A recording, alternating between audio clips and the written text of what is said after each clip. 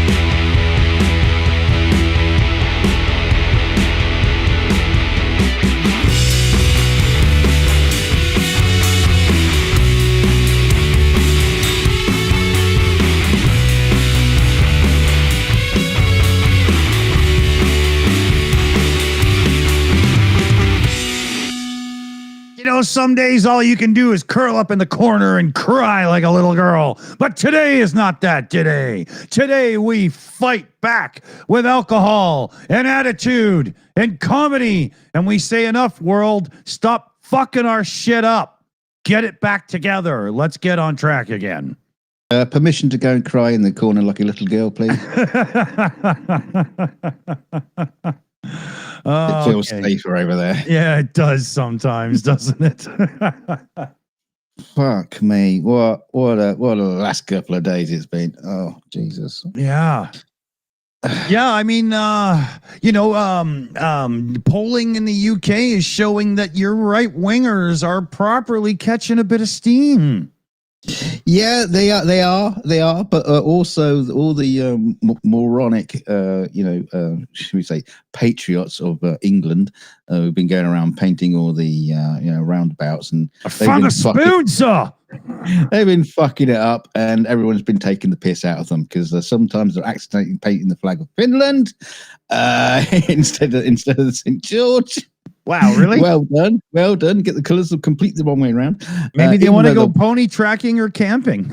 Yeah, the stupid thing is they're probably wearing a fucking St. George t-shirt, and there's like, how's it go? Is it red or white? White or red? If you look at my shirt and I look at your shirt, we could figure this out. Yeah, there's other things like where somebody like on a little white roundabout, mini roundabout, they painted like a red, but basically like two stripes of red from an aerosol can, right. And then someone came in there and put a couple more stripes, and then finished it off with a cross with a noughts and crosses game in the middle of it. So yeah, the people of Britain are kind of like fighting back against these morons. We're just not going to tolerate it.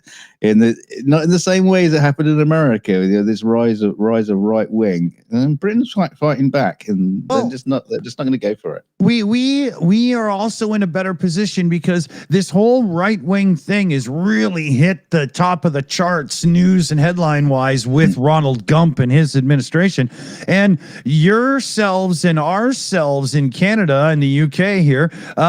We have elections that are still far enough away that everybody can watch Ronald crash and burn and go, yeah, we're not doing that. Yeah.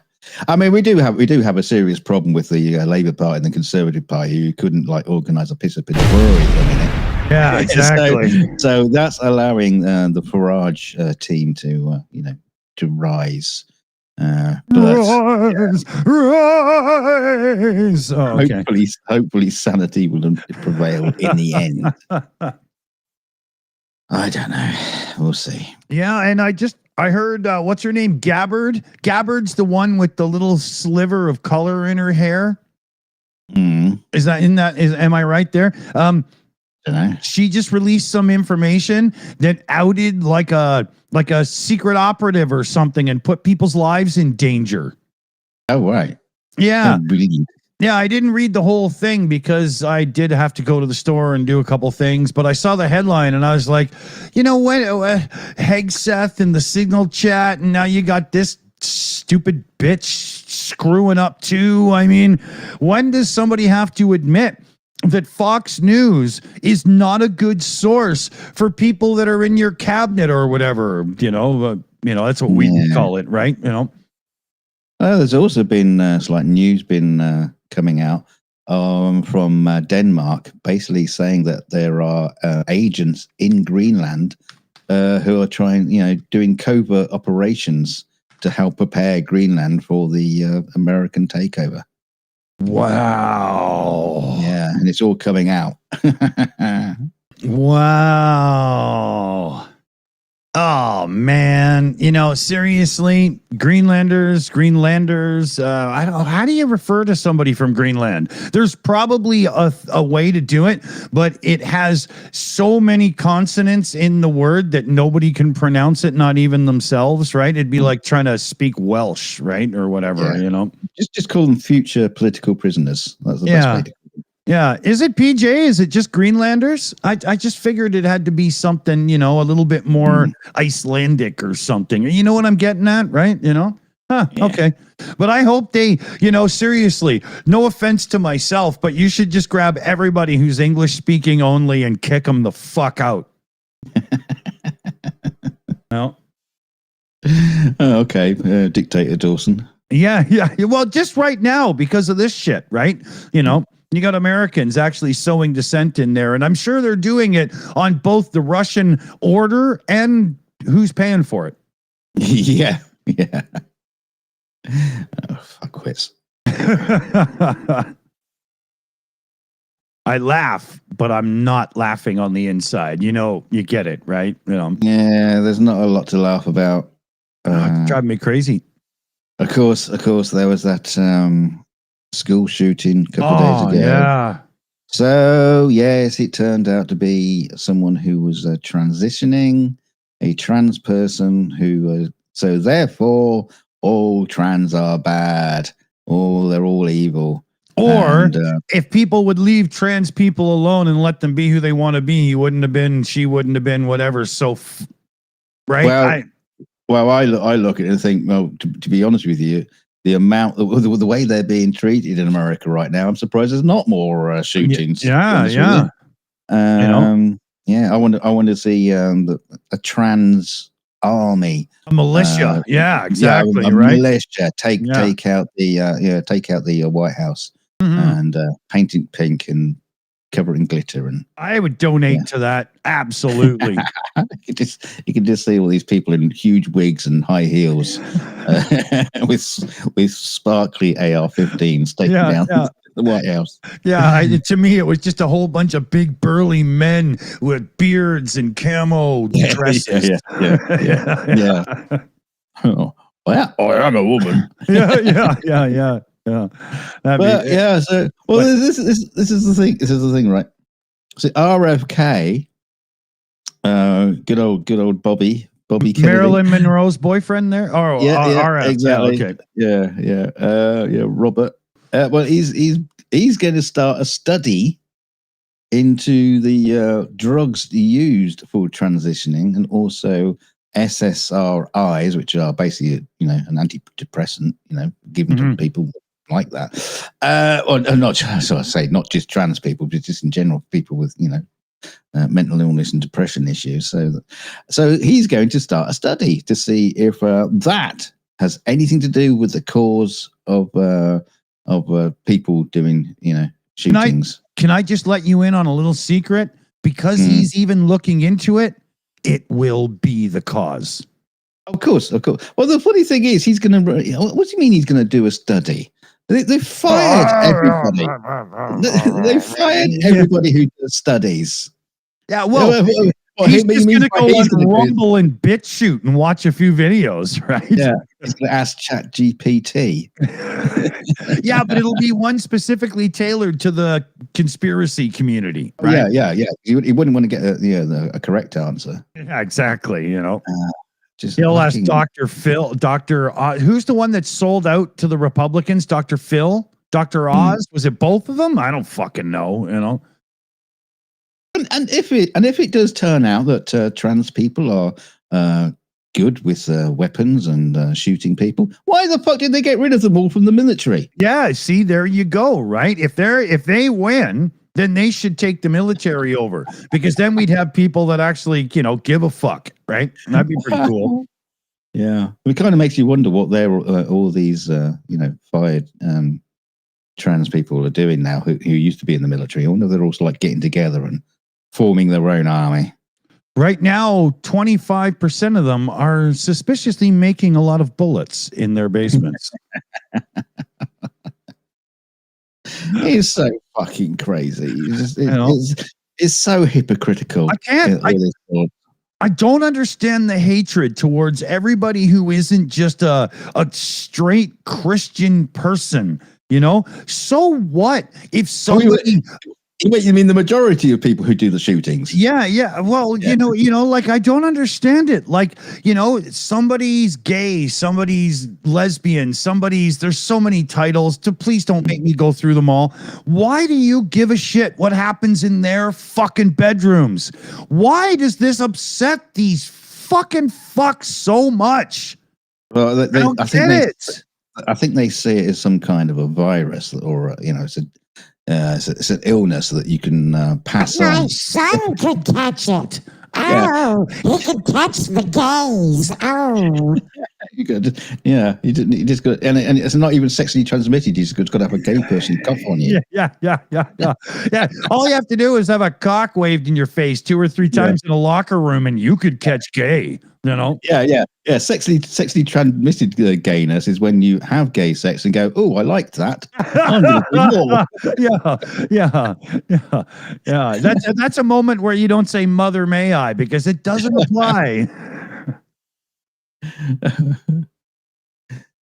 I just don't get it. To me, it seems to come down to religion, and that sucks, because I'm not a religious person. And I don't give a fuck what you follow or whatnot. We can be friends. It doesn't matter. I don't care. As long as you're not trying to convert me and stuff, because that's going to get old. It ain't going to happen. But if you're literally trying to, money influencing politics because you're rich, to try and make people live the way you do instead of just have a good country to live in, guess what? You're always going to be pissed off and angry, because the rest of 100 and however many million Americans there aren't just going to all of a sudden stop and go, masturbation is bad. Okay. And I'm going to sit down and pray before I eat. And it's just fuck off. Leave everybody alone.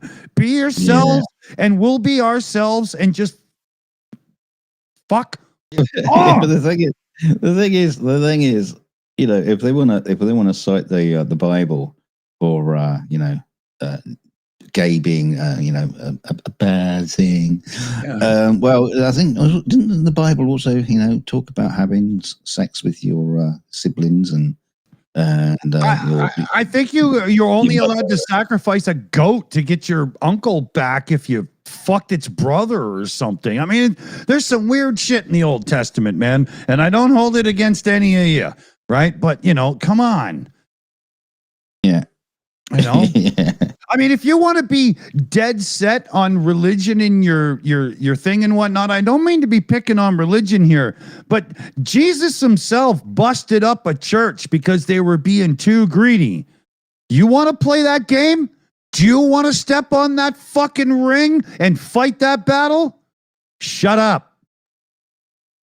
The thing is about the religion, it's usually people who don't actually know the Bible, who recite, well, not even passages from it. It's things they've heard other people say. Yeah. Say, that's not allowed. It's in the Bible. Is it? What page? Oh, I don't know. Mm-hmm. Yeah. It's like when somebody says, "Oh, I'm Catholic." Oh, really? Yeah. You're a practicing Catholic? No, I was raised in a Catholic house. Well, you're not Catholic then. That's not how it works, Yeah, I was coughed on by a Catholic. Oh, it was sexually transmitted Catholicism. Now that happens.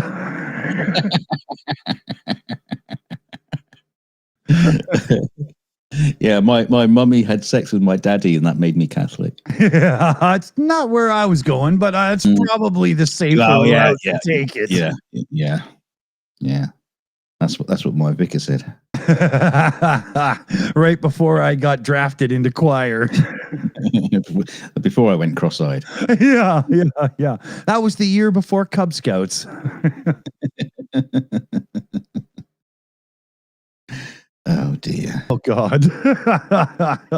So we haven't even talked about it yet, but we are running a fundraiser because a couple of members of our moderator and help team and whatnot, I mean, we could call it the mod team, but that's not even fair because you got like PJ CNET and Mexi Girl running a news squad thing and so on. Like there's a lot of shit going on in the background. And a few of them, we're not, so we've just got a collective thing going because there's a few things that could really be caught up on in life. Here, I'll show you here. You'll see there in the bottom right there of the column, the first donation that's anonymous, that was me putting in the ones from NA from a couple of streams back. And then you got Andrew Knight. Huge thanks, Andrew. Thank you very much. And then the top anonymous was my son and I throwing some in. So we're at, I don't know, $500 there so far. And anybody that can help and whatnot, it's the pinned link in the live chat. It is also the first thing I think you'll see in the description. And it's easy to do. And it'll be the last thing you see before you die. Yeah. The Shills putting the fun back into Drazers. There you go. Yeah, Drazers. They haven't been fun for a while. Hey Donald, where's your Drazers? Well, you can't see them for his swollen ankles, but they're there.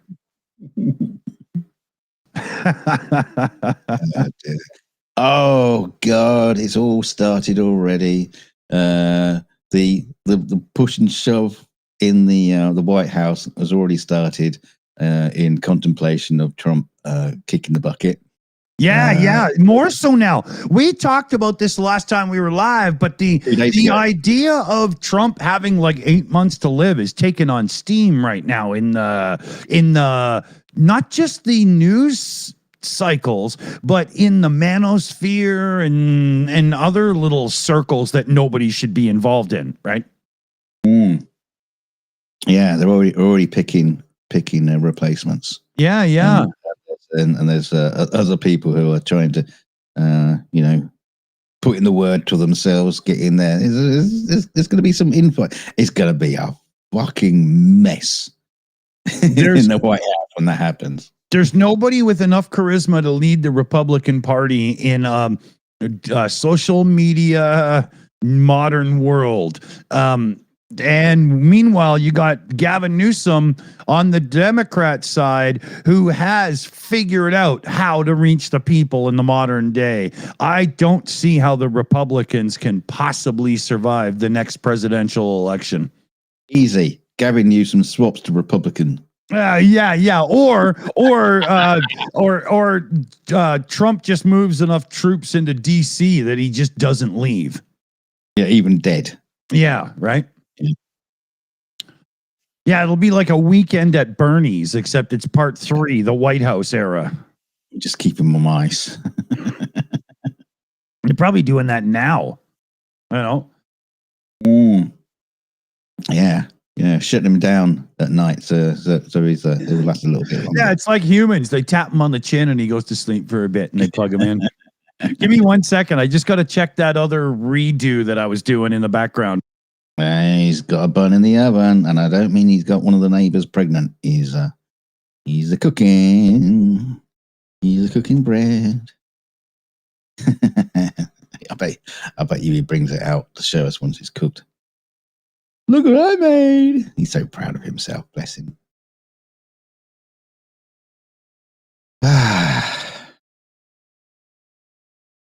So how's it going, Baker Dawson?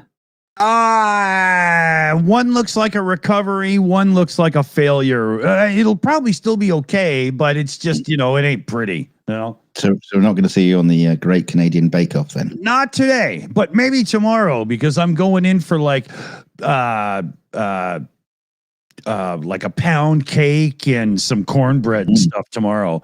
I got my real proper badass mixer today, and I dove right in and started making bread. And then I fucked up and let it rise too long in the loaf pans, and I forgot to give them a quick rub of oil, and it stuck to the saran wrap, which wrecked it, and it had to re-rise. I was trying to do too much at once and failing at almost everything. Yeah, I'll tell you what, we don't use saran wrap or that sort of thing. We just throw a tea towel over it.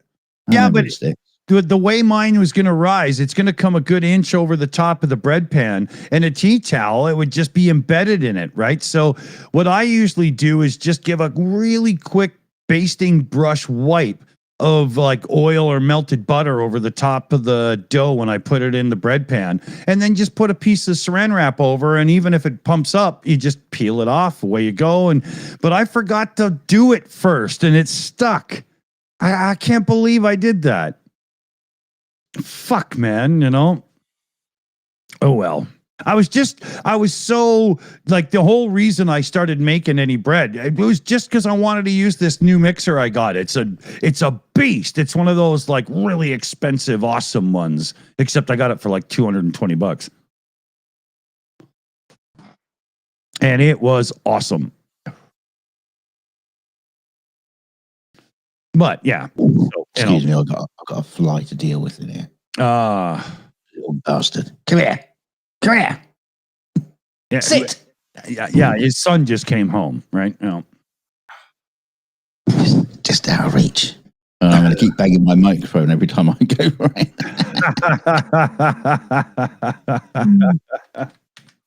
Little bastard. Dark Oblation in the chat there. I knew you were baked a lot, but never thought you bake a lot. Yep, both. We got a membership in, by the way. Oh yeah, hey. Or at least a redo. Yeah. It's probably a re-up, but here, let me hit the applause button there.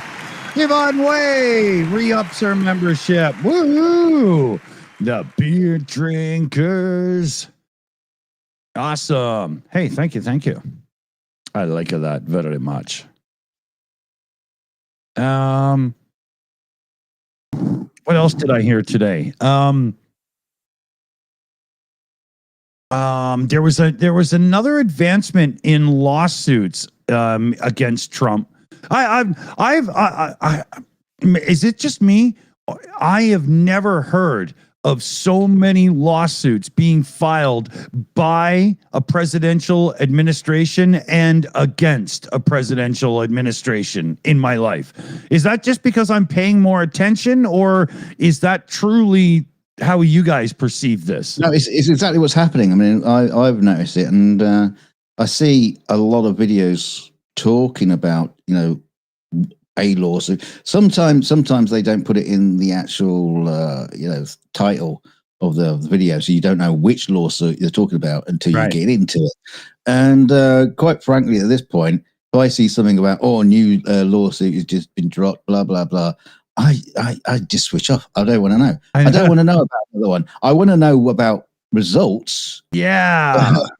But because they seem to go quiet. Yeah. But these lawsuits take so long. Yeah, and a few of these political commentators, kind of like we're doing, except a little bit more dry. Seriously? They'll do bombshell news on court case with Trump, and all it is the judge giving an opinion before it even goes to trial or something or whatever, you know. And it's just like, fuck off already, you know. Yeah, they do seem to fill their airtime, and of course they do a 10-minute video to tell you a 30-second. Yeah, there's a few of these guys that keep popping up in my feed that do that, and I'm getting annoyed with it, you know? Yeah. You know? And then, like, who's watching this crap over and over? How addicted to this news are you people? You know? Tell you what, back. Get a hobby. You know? I tell you what, how they should do it. Is not just do like a video and then talk about this little lawsuit or whatever. They should have like maybe like a football league chart of all the different lawsuits, where they are, where their position, or like the Suit 23 is coming up on Suit 25 and could make it into the quarterfinals. Exactly, or like a music chart show. And you can say, number one this week is a lawsuit against Trump. Well, this, that, and the other. And number two, we have this, and this one's been going on. So you can actually get a current update for all the lawsuits, all the new ones that come in, and you can just I got an idea. What we could do is we could do like a Casey Kasem American Top 40, and we could do a countdown weekly, right? Yeah. Well, that's what I said, like a music chart thing. You know, yeah, we could have the long distance dedication.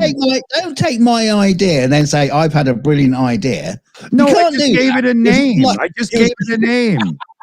It was live on air when I told you my idea, and you come and go, "Oh no, I've got a brilliant idea." No, I didn't say that at all. I just gave it a name. You know, it's like the American Top 40 from Casey Kasem, right? You know.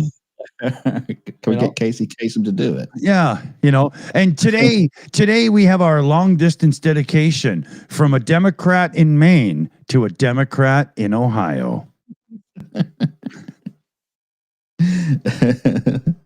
You are the wind beneath my wings. If that's on your countdown, I got to look over your sources. I tell you that. Well, yeah. Well, with my stomach at the minute, wind beneath my wings is something that means something completely different. Yeah, I think it has something to do with cushions and blow.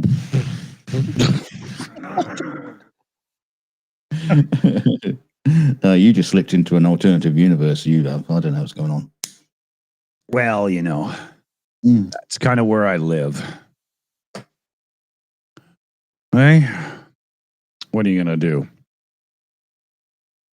So, have you seen? Talking about alternative universes, I don't want to go into it too much, but have you ever seen the Peacemaker series?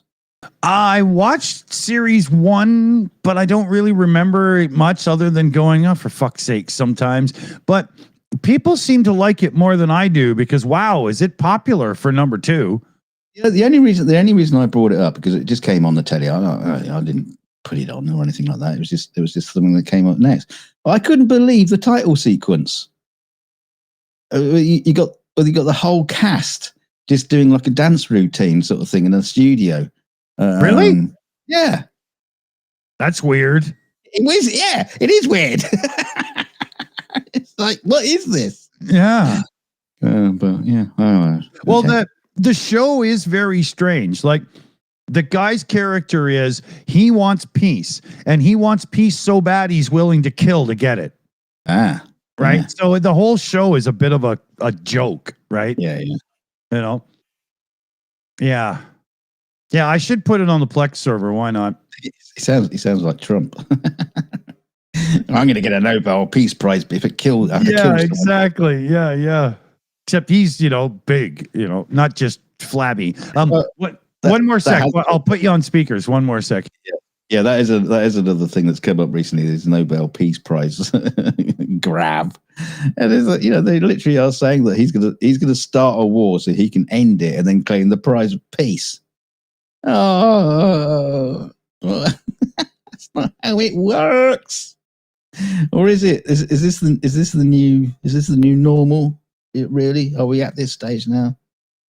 Yeah. I was going to have a big war, but I decided not to. So therefore, give me the peace prize. Yeah, and somebody in his administration just recently said, how can he not already have a peace prize because he's already stopped 7 conflicts? Like he hasn't done anything. Oh, I think I went up to 8. Oh, did it?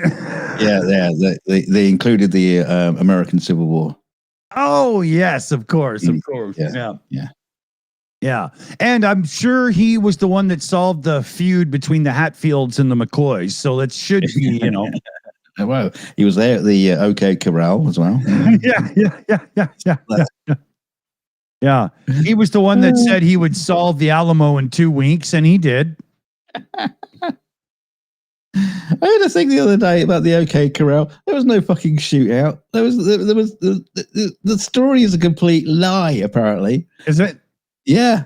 It was just like made up, for all the the adventures of the Wild West back in the day, and it's just become, this is the thing about they talk about Trump getting into the Smithsonian and changing history. Oh, yeah, because there's never been a black person that was treated bad or harmed in the United States of America. This is what's going to happen. It's just going to end up with all these crappy, comic versions of what happened in the past. Yeah. You'll have Trump, naked, standing proud on a Sherman tank, driving into Berlin to spear Hitler like with a pile of. That would be like a pile of sick that somebody drew eyeballs on. Oh God. Oh, can only imagine. If he took off his clothes, it's the top 3/4 would be this weird skeleton with skin hanging on it, and all the jelly would just go to his ankles. Yeah. It would be built up to like over his knees.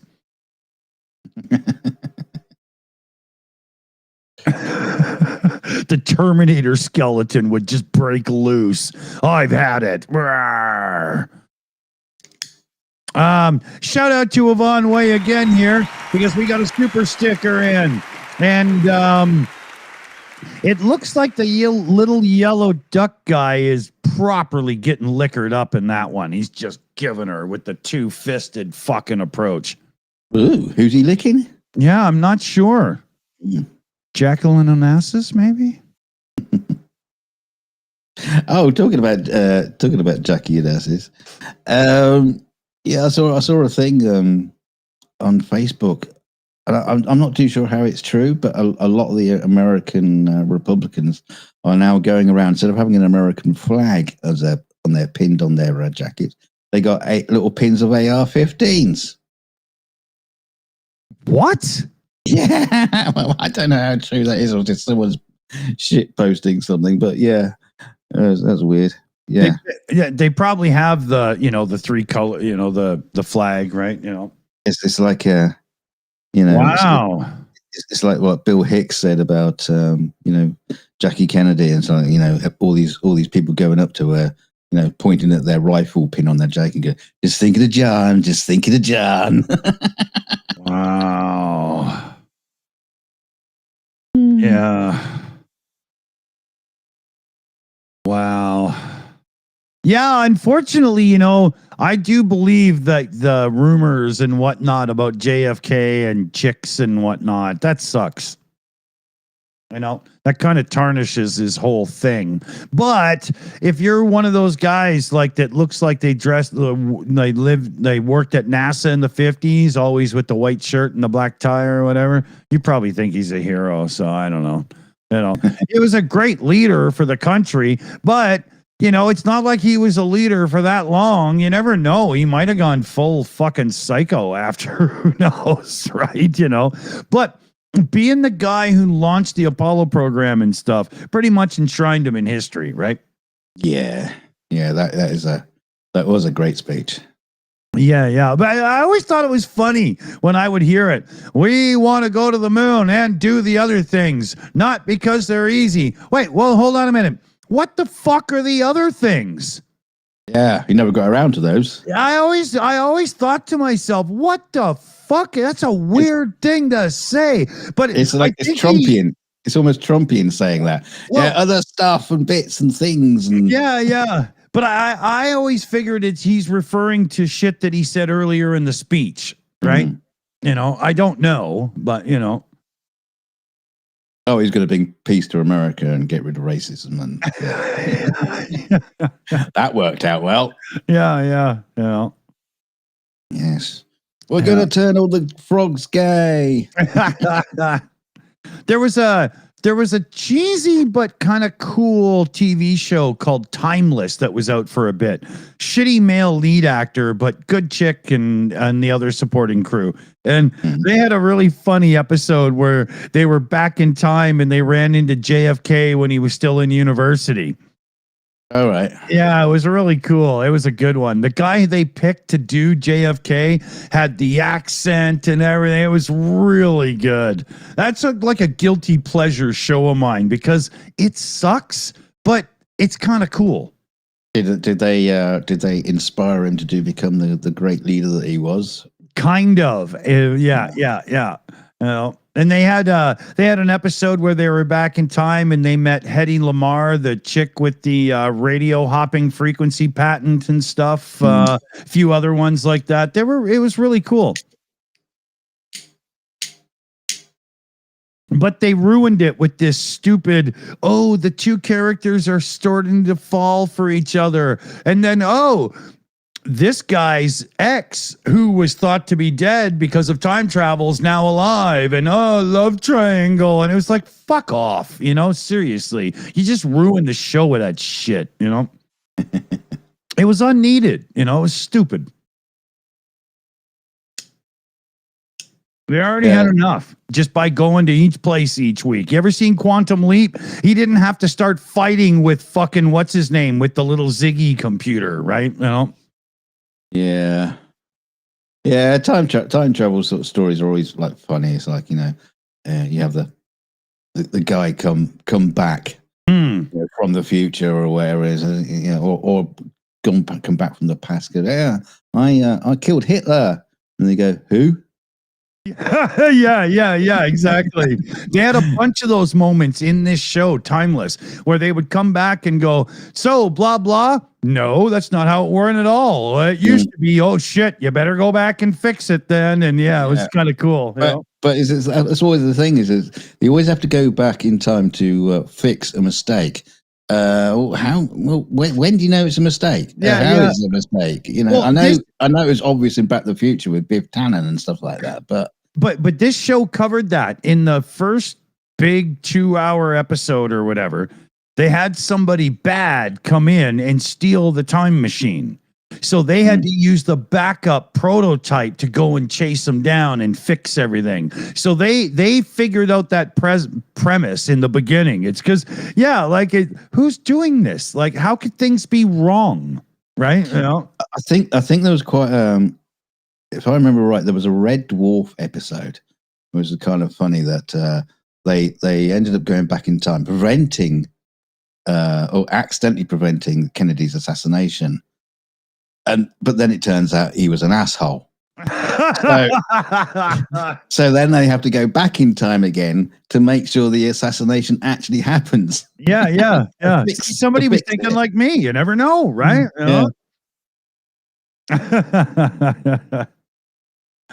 Yeah.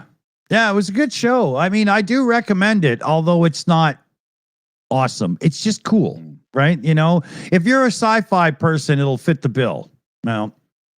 But if you're looking for like good drama stories between people, it's tad weak. Yeah. In the chat, Duncan Stewart says H.G. Wells wrote The Time Machine, or did he? Yeah, exactly. No. Shakespeare wrote it, and he went back in time and stole the script. Or somebody from the future wrote it and came back into the past and gave it to H.G. Wells to prime people for time travel over time. Right? It's like Trump and troops in the street. He's just trying to get you used to the idea. I love the fact that there was what's his name? Oh God. It's just gone complete blank. Bill Nye the Science Guy. No. The wheelchair fella. The scientist. Hawking? That's it, Stephen. Oh, wheelchair fella. Yeah.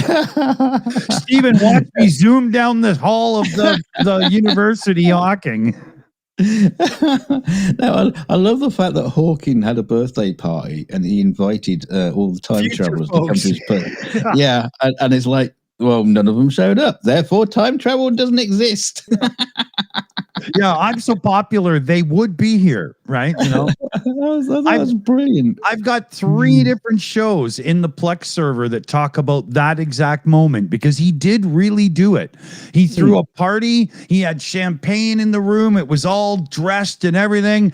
He had the party alone and never gave out the invitations. He did it all properly. Yeah, I'd have loved to have turned up as that as a gate crasher. Yeah. I'm from the future. Yeah. Yeah. But if you follow that show, there's a specific show he did. I think it's from Into the Universe or Stephen Hawking's Universe, because he did a couple of those great specials. I've got them in the Plex server again. He also did Robot Wars, which was great. Yeah. You can't always tell it's him because of the armor, but you know. But he does go on to explain very well how he figures time travel to the past is impossible. I agree with him. Otherwise, we would all just cease to exist. It would be chaos, right? But time travel to the future, no problem. You're just not coming back. You know, I mean, we got astronauts who have time traveled to the future. It's just, you know. Well, we're all time traveling to the future. Well, that's true, but some got there a tiny bit quicker, just a little, you know. Yeah, Elizabeth in the chat, I read that as well, Brief History of Time. They also made it into a movie. It's pretty good. You know, when I was out in Ontario when it was first built, I actually grabbed a couple of buddies in a rig and we drove out to Kitchener-Waterloo area and went to the Perimeter Institute when it was just finally finished being built. That's the one that Hawking and a few guys built in Canada here, and it's like it's a real cutting edge. If you get to go to school there, holy fuck, lucky you to be a cosmologist or a physicist or something, right? It's a cool place. I actually went there. I love this stuff. You know, I could never do the math. You know, yeah. You know, it's never going to happen, right? But I totally like what they're going after, right? You know, what's his name? Turok, the guy from South Africa. His parents were like, they have pictures of sitting around with Nelson Mandela and stuff, and him and this other guy who's the Einstein professor of physics at whatever college universities at, they came up with this really cool idea that kind of takes the Big Bang of the creation of the universe into a different area. And they were just all over it. They did a full year of math and all this stuff, but they didn't take into account one critical element for their theory. And so they presented it and they got crushed by the community because they missed something, right? But even still, they're considered pillars of the community for simply trying a new idea, for having the balls to fucking bring it forth, you know? Things are getting stale, you know? Doing science in a sciencey way. Yeah, you know? I love that stuff. It's fun. Idiocracy. So like, I still haven't watched that. A bit like flat earthers, then. You know, they do science in a different manner. No, because unlike flat earthers, Neil Turok and his other buddy there, they can do the math, right? You know. Yeah. Well, Turok, he was from Vulcan, wasn't he? Well, it was a great game on the N64. Well.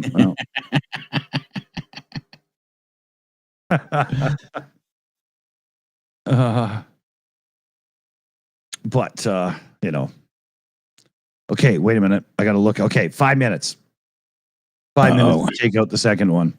Oh, the tension. Oh, the tension. Tomorrow we get back. Like today was just make some bread to use the mixer. I just had to see how still it would sit while beating the shit out of 2 breads worth of dough. 2 bread loaves worth of dough, right? You should have set up the GoPro on the oven so we could have bread cam. Yeah, bread cam. Yeah. Yeah, I should have set up LiDAR on the mixer so I could see how much it flexed, because that was like, the first couple I bought looked like they were just going to rip themselves apart, know? Yeah, that's what my one does, my cheapo one. Yeah, this one here, it barely even moves, and it was making dough for 2 loaves of bread. It barely even moved. It was awesome. So happy. So happy.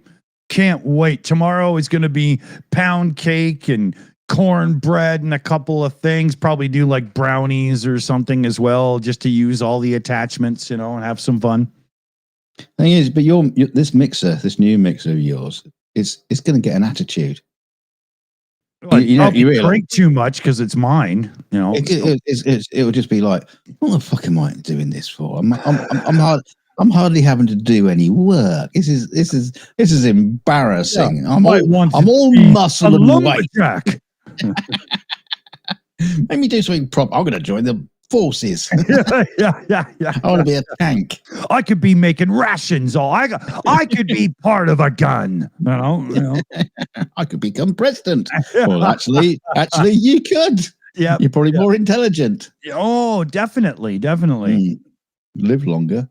Well, when I turn the knob on this thing, something actually happens. So. I tell you what, your mixer's probably got less yeast in it than Trump has.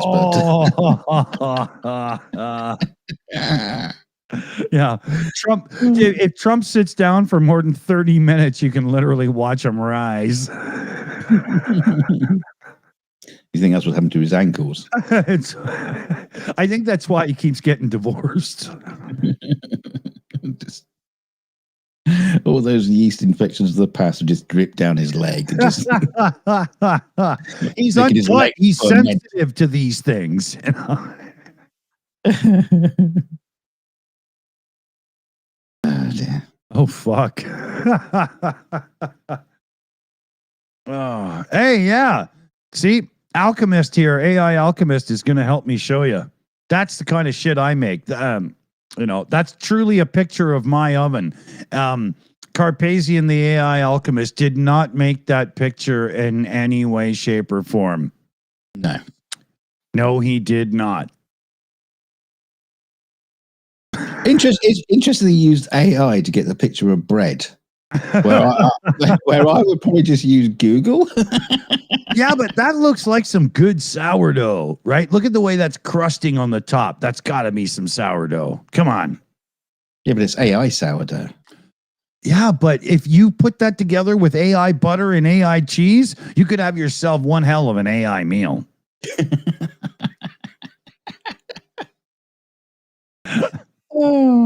it to ChatGPT and get it all fat. I got to tell you, though, I got bread cooking in the oven right now, and my house smells like that picture. It really does. It's amazing in here right now. Holy shit.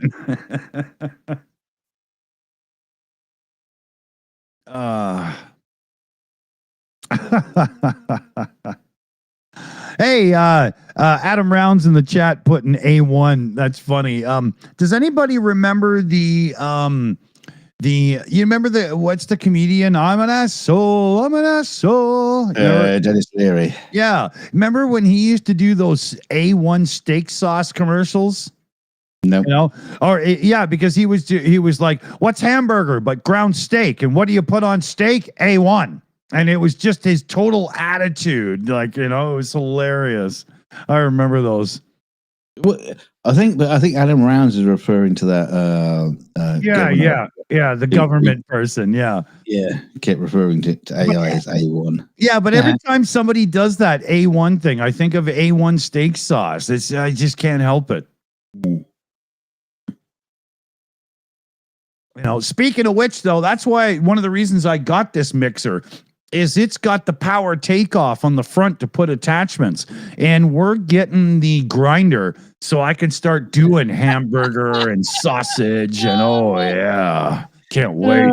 He's getting the Grinder app on his iPhone. Yeah, you go and buy a quarter ounce of weed, and okay, you mean that way. I was thinking grinder. Yeah.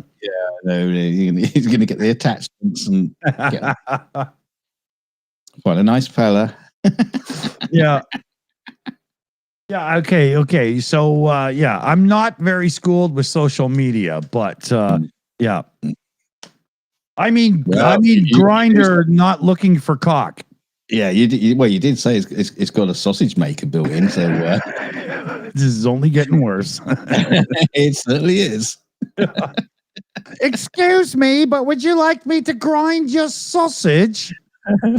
Somebody call me an ambulance, quick. I've impaled myself on the sausage maker. So, Mr. Dawson, how is it you accidentally fell backwards in your kitchen and slipped and impaled yourself onto the sausage maker? Well, it's a long story. Yeah. Oh, that's not one I would want to tell. No.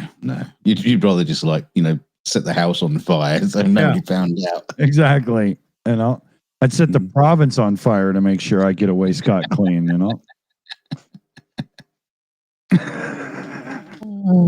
Okay, there we go. I'm just getting into a new bag of weed. Ooh, this looks good. Here, who wants to see one? Let me get a good nugget out here. There we go. That looks nice. Yeah, look at that. Little Christmas tree nugget. Yeah, it's delicious. Oh, yeah. That's Johnny Chronic, Northern Lights. Northern Lights. I mean, come on. That's so traditional and old school. I had to go for it. So where do you mine Jesus, for these? I'm going to sneeze. I never should have done that. Fuck. You should have known that by now. Oh, God. How many times have I done this? Oh, shit. Here we go. Hey, yeah, Duncan Stewart. This bud's for you. Neil Young, this note's for you. Nah. Oh, yeah. You don't know that tune? Ain't singing for Pepsi. No. He was making fun of I probably know it if I heard it properly. But yeah, he was making fun of like Michael Jackson and everybody for doing all those 90s pop commercials during the pop wars, right? Right. Yeah. Yeah, I wonder how many times in his later years, in his dwindling financial years, he had someone like come up, would you like to advertise our double glazing windows, Mr. Young? And he said, "Shit, I can't do it because of that song." Dude, there's no way in hell that ever happened. Neil Young with his career and royalties and stuff, there's no such thing as lean years, right? Maybe he could do a song about the rebranding of the rebrand of Cracker Barrel. that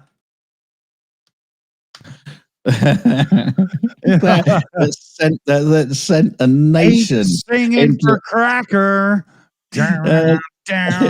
A decision by a company that sent a nation into apoplectic. I know. I can't understand that. When I saw the thing, I was like, well, Cracker Barrel is one of those cheeses I buy just for like melting cheese. Like I buy their Havarti or Gouda to help make it creamy when I make a home baked mac and cheese. But I couldn't even tell. I was like, what?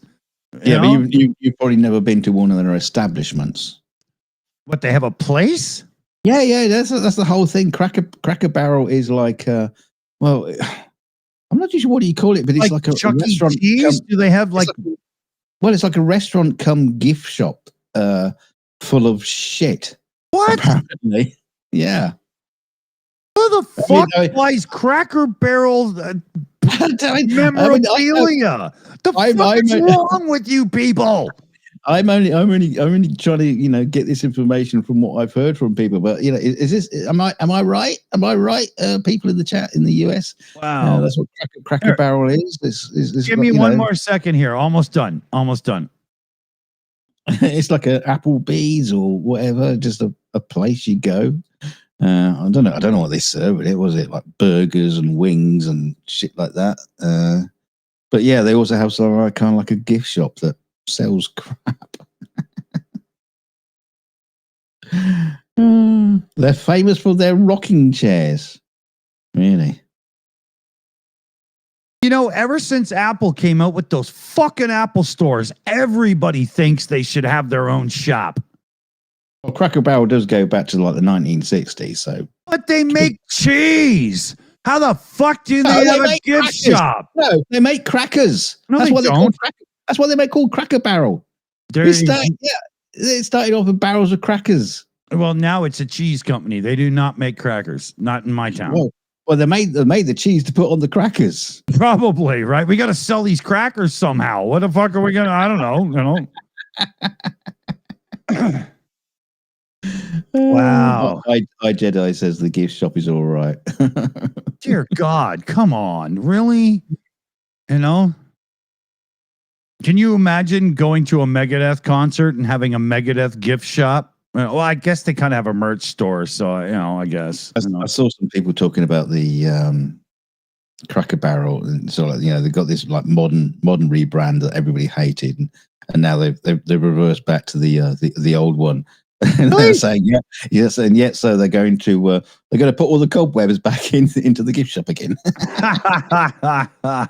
Does that mean like teams that like sports teams that had Native American names and stuff are all going to revert as well now and go back to what they were called before?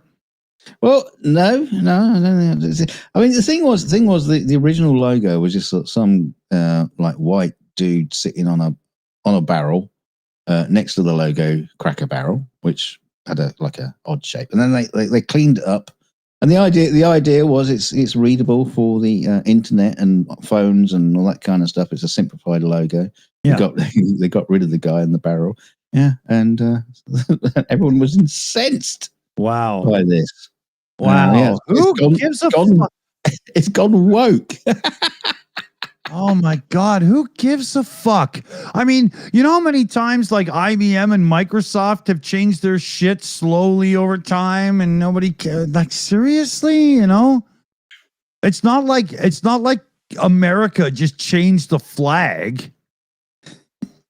I remember the BBC. I mean, the BBC's like changes their logos all the time. It's like you don't have people writing in and say, "Why did they change the logo?" It just happens all the bloody time. Yeah. But I remember they spent like a bazillion dollars redesigning the logo for the BBC, and it was just like Roman font BBC. Wow. There you go. Yeah. Took me hours. Yeah, they paid 500 people that work in a 7-story building for 6 months to come up with New Times Roman or whatever. Yeah, right? Yeah. What Letraset we got left? Well, most of it we can't get Letraset anymore. That's gone. We're running out. We're gonna have to shut the company. So we found one sheet that still has the letters BBC. Yeah, 3 different fonts. So it turns out we're getting creative this time. Oh no, that's every logo. The delivery service. That's where they got their logo from. Random Letraset pieces left over. I remember a friend of mine when I was working in visual effects. And some guys having a clear out, and they were really, really excited because they got all these big Letraset drawers. Like really big drawers, but very, very thin, and it was still full of Letraset, but most of it had been used up. So it's just like, what letters are left that you can use? How many Q's do you need in life, right? How many times do you need to write xenomorph or whatever? They always had loads of E's. They balance things right on their Letraset stuff. But, but as soon as the E's are used up, you're fucked. It's like, what are you gonna? You start taking an F, and then use the bottom of the F to make the rest of the E up. Can I use a 3 and somehow save this? There must be a name for that where we're using letraset, but you're bastardizing all the pieces to make up other letters that you no longer have. Yeah. Anyway, letraset. Yeah. Bye. Thanks, letraset. You were fun at the time. Yeah, I liked it. Yeah. Except when it didn't go on properly and you had to peel it back off again and start again. Oh yeah. Yeah, there was if not stored correctly, there was definitely issues to be had there too. We should mention the fundraiser again for the team here. Oh, that's bread. Sorry. That's the fundraiser. Yeah, that's the bun raiser. Yeah. We want all asses to be raised back to where they were when you were young. We're having a bum raiser. Bottoms up. Do. Bottoms up. So yeah, there's the fundraiser. I'll refresh it in a minute and see if we got anything in or not. Small donations, big donations, any damn thing there is. It's a really, really good cause. We got a couple people facing some real fucking struggling shit in their personal lives. I'm not going into it because, well, that's not what we're here to do. But, it's totally worth it. They help the channel out as much as we do on it. And we do a lot of good fundraising for Ukraine and stuff, and One Simple Wish and other things and whatnot. So, as much money as we've raised over the last few years, it's just time to chuck a bit into the pot for the team that actually do the work to make fundraising possible. Yeah, I do hear that PJC Net is, unfortunately, he's having to have an artificial arsehole implanted. Good luck with that. So, wow. He tried an arsehole transplant, but it got rejected. So it was going to have to go for an artificial one. Yeah, the first one was called Joe Rogan, and it just didn't settle in. So he's going to try a new asshole. We'll see who he gets, right? Well, it's actually gone to the same company you got your mixer from. So, oh no! Apparently, there's some really good attachments for it. yeah, but they don't keep up on the driver. You know what I mean? Yeah. Apparently, you can make some great sausages once it's. Oh God, you're going to serve those ones in Russia. Let me tell you. It's got a great meat grinder attachment. Cornholio sausage. Sorry, PJC. It's actually not true. He's not actually getting an artificial arsehole. No, that's true, because his already makes such good sausage.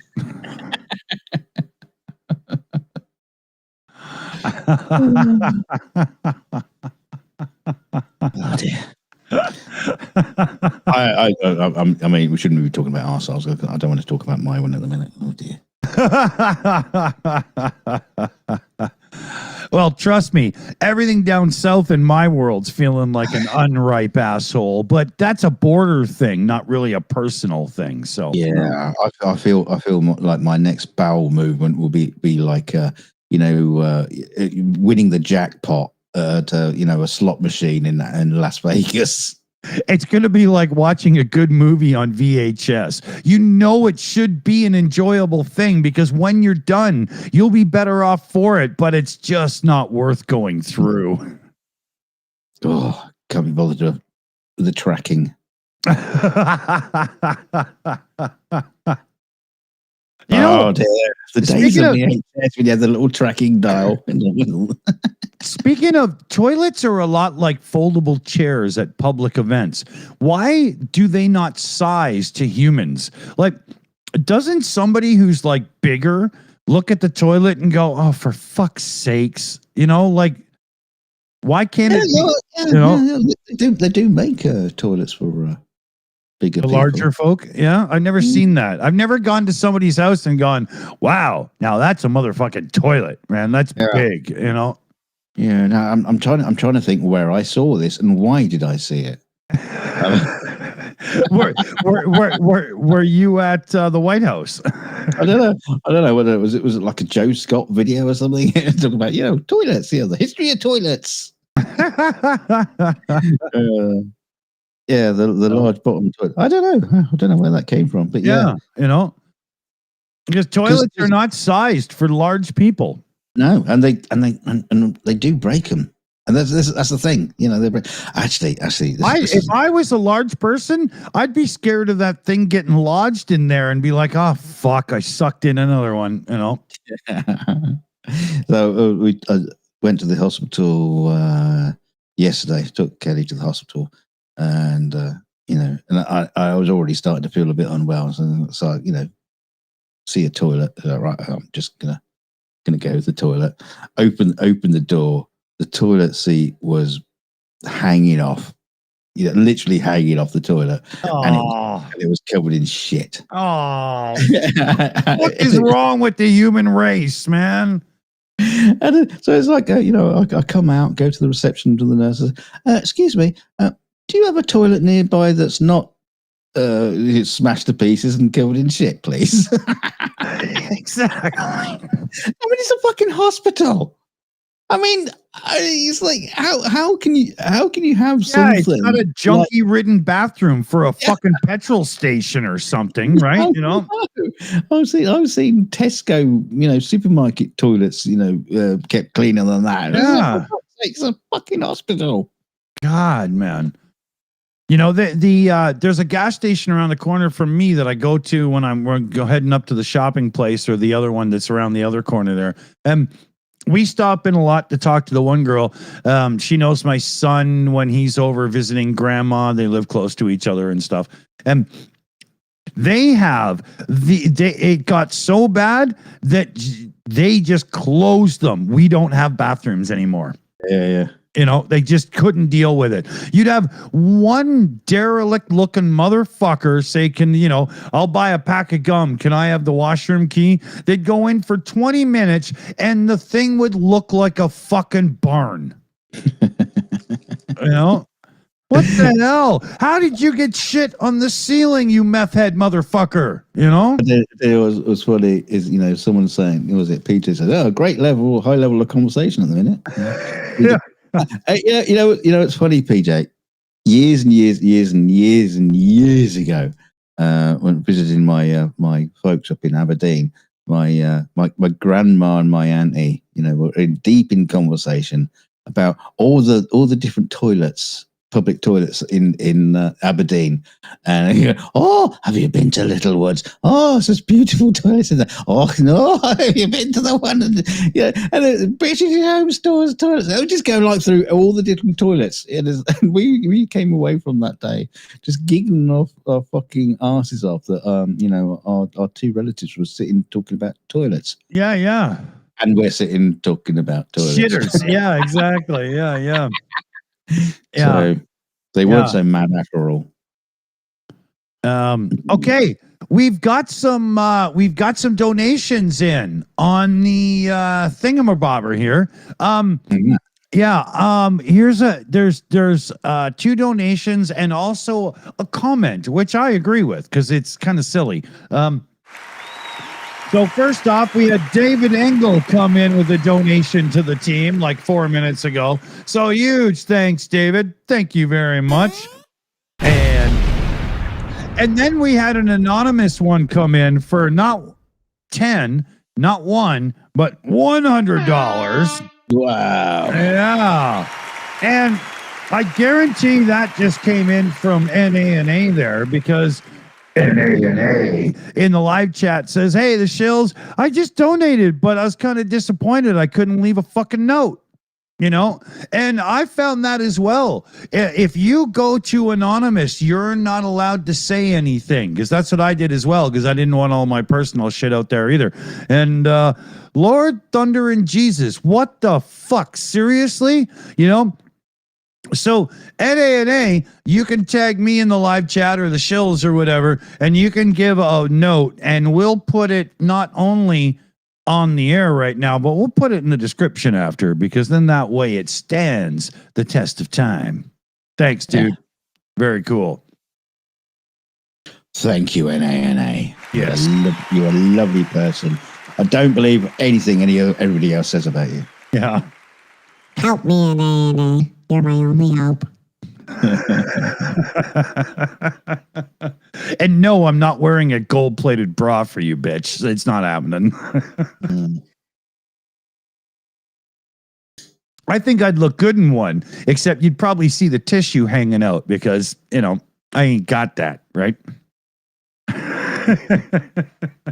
Well, I don't know. Look, I can't even make them jiggle. You know, I just don't got that. That's because you're wearing a sports bra.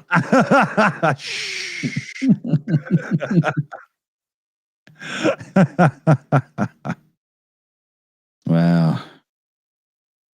So I'm scared to ask what else is happening in the world because somebody's going to tell me and I'm going to get upset. It's just all so bad, you know? Well, I think I've run through my list. There might be something might come. How about we do what I hate doing? You got to hit the like button. You got to hit the subscribe button. But even more than those two, hit the share button. It'll pop up. You can click the Facebook link or the Instagram link, and you can click, hey, I'm hanging out with these guys. Great stuff, blah, blah. That is the biggest thing you can do to help. Well, exactly. I mean, if you think you've learned something tonight, maybe about shitters. Don't say that. Nobody. Yeah. Oh, that's true. That's true. We have been. Yeah. We've talked about. Well, what else we talked about? We talked about yeast infections. This is all information that people want out there. Yeah. Well, I mean, we're basically fulfilling the manosphere now because if you talk about yeast infections, you're talking to the manosphere, right? Yeah. We are like Russell Crowe, who's standing in the middle of a coliseum. Are you not entertained?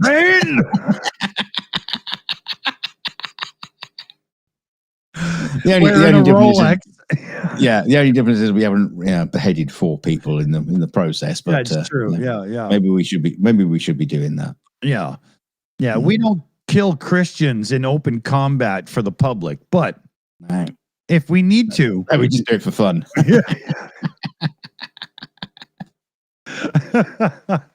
Yeah, I do it on my day off. Yeah, it's hard. I can't be bothered to set up the cameras for that. You know? And mopping down the place afterwards as well.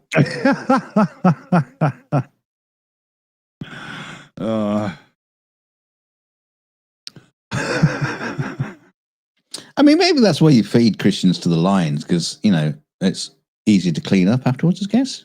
I think they're more digestible. Yeah, well, you can clean up your Christians by, cutting them up, slaughtering them, and having the blood everywhere, and then you got all these bits of body pieces. Feed them to the lions, they just come out as little coilies at the end of the line, and it's like with a shovel. Catholic sausage. All you need is a tube to catch at the end of the lion.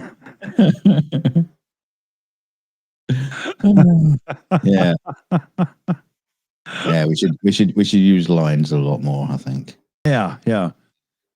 Instead of ICE agents, just send in the fucking lions. Well, they'd probably be more hospitable. Yeah, well, at least they don't have to wear masks. Yeah, exactly. You could walk up to a line and say, dude, I got some really good reefers. So why don't you guys just go and smoke these and I'll get all these guys out of here before. Oh, yeah, sure. Yeah. Everybody knows lions can't resist indica. You just whisper in their ear. You see those masked ICE agents? They taste much nicer. and they're a lot slower. Yeah. Go catch them. Yeah. They're slower and they're fatter.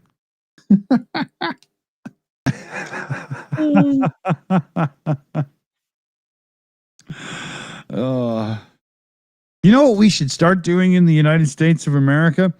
I mean, I'm not there right now, but we should still do it. You get what I'm saying, right? Someone should, yeah.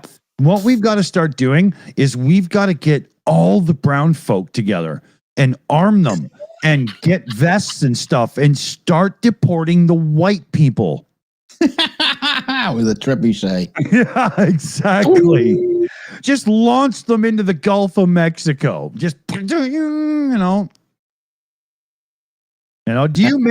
make over $40 million a year? Yes, I do actually. Let me introduce you to Mr. Trebuchet. Yeah. No, it's like, what is your quest? Oh, great. What is your favorite color? Yellow. Do you earn more than 40 million a year? Yes.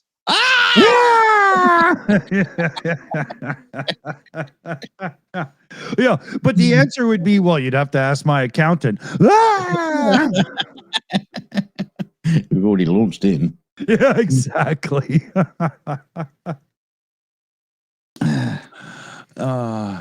Yeah, they won't be in Mexico real there, Mexico. They'll just be, in the water. And all these fat, bloated, rich fucks, they can't swim. It's not like they're going to make it to the beach, right? Well, help the shark population. Hey, somebody's got to take care of them, right? Yeah. You could use a bell, and you could train them like Pavlovian dogs to know when you have Republicans to launch into the water. They don't care. They smell the blood. Yeah, but I do believe they prefer Republicans. Yeah, but it tastes different. They can tell. Yeah, they're fatter and slower, and they don't have to waste as much energy to try to catch them. Yeah, they just taste a little bit richer.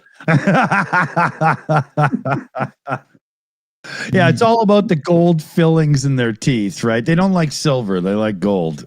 Hey, we're not launching rappers. Hey, you ever seen a shark with a fade for a hairdo?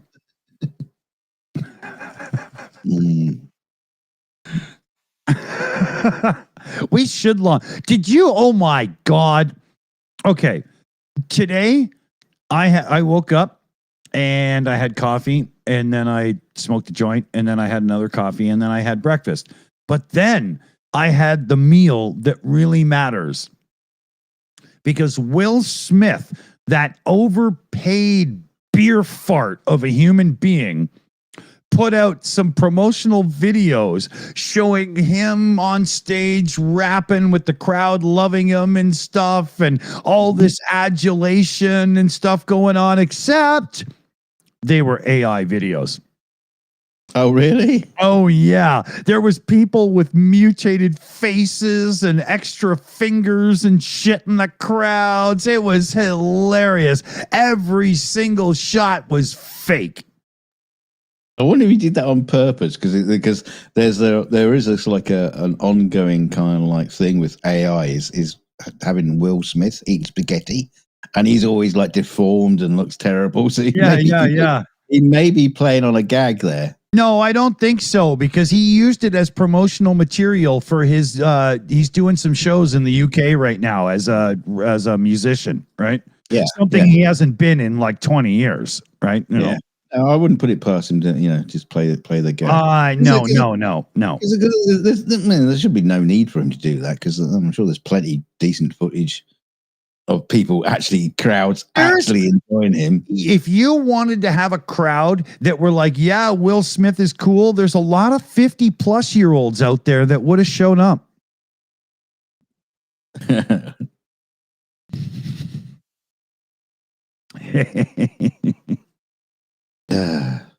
Your hatred of Will Smith's going to bite you in the ass one day. I doubt that will happen. Yeah, when you're at the Academy Awards. That bitch tried to slap me. Are you fucking kidding? I'm not a pussy like Chris Rock. His wife will come up and kiss you. Well, like that's never happened before.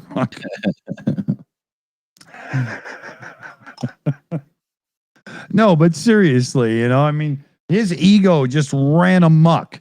And his team thought they could totally get away with that, to the point where the ego is so strong that nobody even looked to go, yeah, there's a lot of not human looking people in the audience. Like nobody even caught it. They were so busy patting themselves on the back that nobody even noticed it was garbage.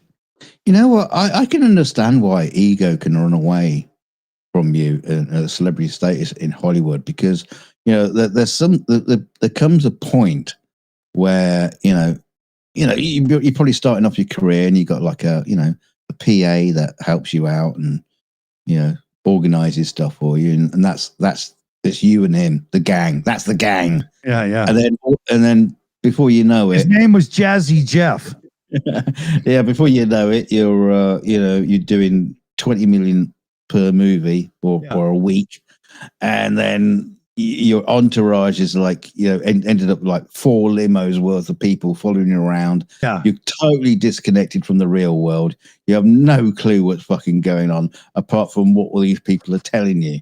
Yeah, and you just get so disconnected that just ego doesn't get a chance to get realigned with reality. Yeah, but that's just the thing. You're giving him the benefit of the doubt, where ego was shown to run amok with that boy when he was younger. Like, he had a big fight with the mom from the Fresh Prince of Bel-Air show. What happened? Mm-hmm. They got a new mom.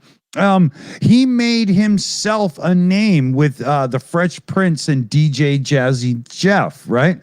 But as soon as the TV show was on the air and he was Will Smith, he didn't give a fuck about Jazzy Jeff, man. He left that guy behind as fast as he could. I think Jazzy Jeff had like a bit part in the TV show for the first couple of years, and they were like, yeah, okay, we're done with that. And then Will never really worked with him again as a pairing because Will was too big. I think an interesting comparison. Okay, I think an interesting comparison is Henry Winkler when he's like joined Happy Days. The Fonzie wasn't the main character. Yeah, exactly. And it soon became like one of the most popular characters. Oh, in the show over. Yeah, exactly. But he never let it take over him. Not even close. Not even close. Yeah. He's a really cool dude now. There's stories of him during the day when they were trying to make the show too much him. He was like, no, like we can't do this, and like he fought the writers on it, Yeah. Although to be fair, he did jump the shark. Yeah, exactly. Yeah. He was willing to when the writers asked him to. By the way, we do have a shout out to do here. Oh yeah.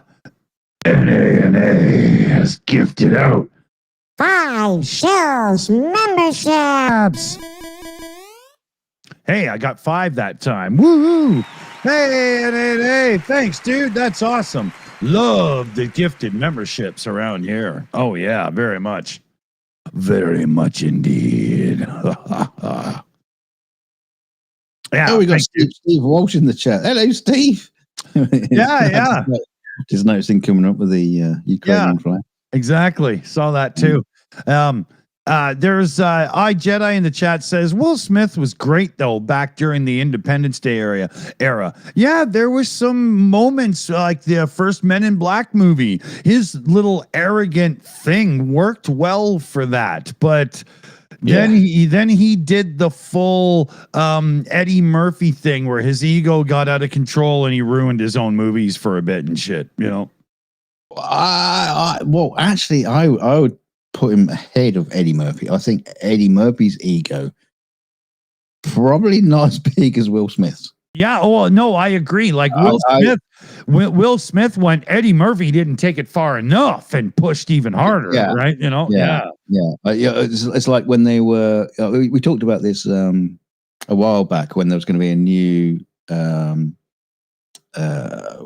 Beverly Hills Cop movie. Yeah, and it was like, you just know that Will Smith is in there saying, "Well, I should be doing it." Eddie's too old. I'll do it. I'll do it. Exactly. Put me in. Totally. Put me in, coach. I'm ready to play. Yeah. And then I'll rewrite it. Yeah, exactly. And I'll do the music and I do the theme tune. Yeah, exactly. Yeah. Because I'm the man in. I'm the man in,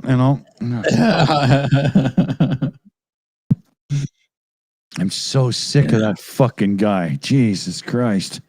The difference is I make this shit look good. No. I mean, I know you don't like Will Smith, but he certainly had his good moments in Oh, Hollywood. yeah. He has been part of some great movies.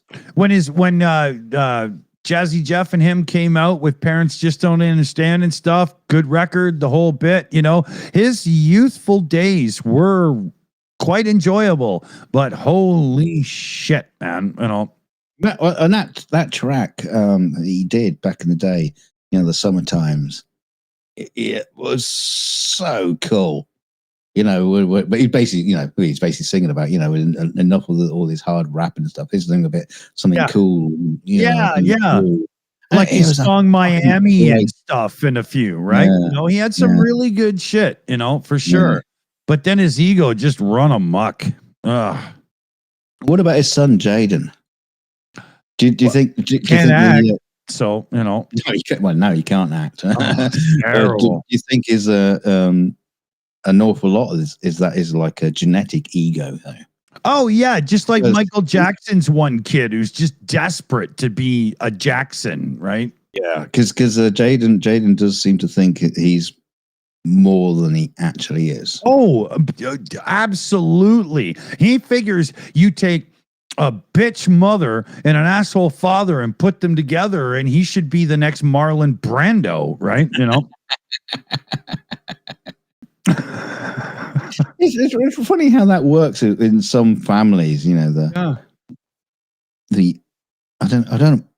I'd say acting families, but with the Smiths, there's a lot more. You know, there's music because I think Jaden does music as well, and just like his father. But Oh, speaking of which, so we talked about the Coke versus Pepsi commercials of the 90s, you know, that big thing that went down and whatnot. Really? So, yeah, RP Martian in the chat there says Carlton's still kicking it, right?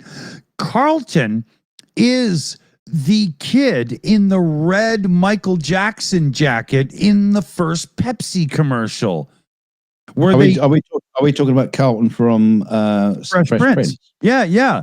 He was the kid in the Michael Jackson first Pepsi commercial where they're like, join the choice of a new generation. And they were singing to the Billie Jean song. Yeah. That's Carlton. Now, was he dressed as Michael Jackson while doing the Carlton dance? No, but he was dancing and stuff, and he had moves and grooves in the video too, man. But it's really Alfonso, whatever his fucking name is. That's him. I mean, that moment in Fresh Prince when Carlton just like puts on, it's not unusual to be loved by anyone. It's the greatest moment. I know. And it's like you know the thing was he was trying to find his white guy inside him, but he seemed to manage to dance better than any white guy has ever danced before. You know, I think the gag was he was trying to be white, but he's too black to be white, and he actually had rhythm. You know, right? You know, it was so great. I was thinking about that the other day because you know I got my USB with a whole bunch of music on it, and you know It's Not Unusual came on because you know I got several USBs, and one's just like easy listening shit. Yeah. And Tom Jones came on, and I instantly thought of Carlton. Yeah. And I was trying to picture it in my head, him doing the Carlton dance, but it is so complicated. The dance itself is so complicated. You can't figure it out in your mind. Dude, the way he does the swing to the beat takes actual talent to look that stupid, right? You know, it's really fucked up. You know, there's another classic example of a famous person in an old commercial. When Atari brought out the game Pitfall for the old Atari 2600 in 1982, Jack Black is in the commercial. Oh, is this pre-famous Jack Black? Yeah, he was like 8 years old or something, 9 years old or some shit. Yeah, he's just a kid. Was he still loud and obnoxious? Oh, he's the personality of the commercial. You can see that kid's better than everybody else. Yeah, you can really see it, man. Jack Black, whether you hate him or not. I don't like him, but I know you don't. You don't like anyone that's any good. But he just oozes personality. Man. You know, it's wet. But yeah, he's in that original commercial, man. It's crazy. I saw it on one of those retro channels that talks about the games and stuff. And as soon as the commercial came on, I remembered it from my childhood. And then his face comes on and I remember it. And I'm like, motherfucker, that's him, you know? You'll have to send me the link. Yeah, for sure. Yeah. Was it really 84 Adam rounds? Wasn't Pitfall earlier than that? Because really? Don't know. I think it came out later on like ColecoVision and whatnot, but what did you say it was on? Oh yeah. Wait a minute. No, hold on. 1982. Yeah. Yeah, I was going to say 1984 is when it comes out on the other platforms and so on. Yeah. 82 on Atari. 82, yeah. 82 for the year. Yeah. Yeah. I had a feeling. I mean, I lived through it, right? You know. That's only 2 years. Yeah. And it was still like, what? I can't even work it out. Was that 45 years ago? 46, 20, yeah. years ago. Yeah. But I remember my buddy had an Atari and I had an Intellivision and I was pissed I couldn't get Pitfall at first. Fuck, that was a cool game. I can't remember what it was. It's I'd imagine it's something to do with pits and falling. Yeah, it's actually, when you look back on it, it's not all that fun anymore. But if you play it with the mindset of back in the day when it came out, it was badass. Yeah. It is actually funny, you know, just when you actually look back at some of the games that used to be, just how quite fucking lame they were. But some of them, like you get the early ones like Adventure on Atari, and it's hard to get somebody that's modern and young to get their brain around the fact that you are that little square, right? But at the same time, give them. I don't know the game, but yeah. Okay, yeah. But at the same time, give them Pac-Man or Space Invaders, and they get it right away. Right? Yeah. I mean, Space Invaders is probably is got to be kind of like the lamest game out there. That was absolutely, intoxicating. It was, it's so addictive. And it's like you imagine you think about games today, and it's like you clear your first wave. What happens next? Oh, more of the same. Yeah. And it just keeps going, and it just gets second verse, same as the first, right? No. It's like there's level 2, same as the first one. Faster. You compare it to some of the games today. I see them like advertised on Facebook, and there's like, you have a ship that turns into a corn on the cob, and then you drive it around and. Fish are flung at you, and there's like things that happen, and it's like, what the fuck is going on? Yeah, I know.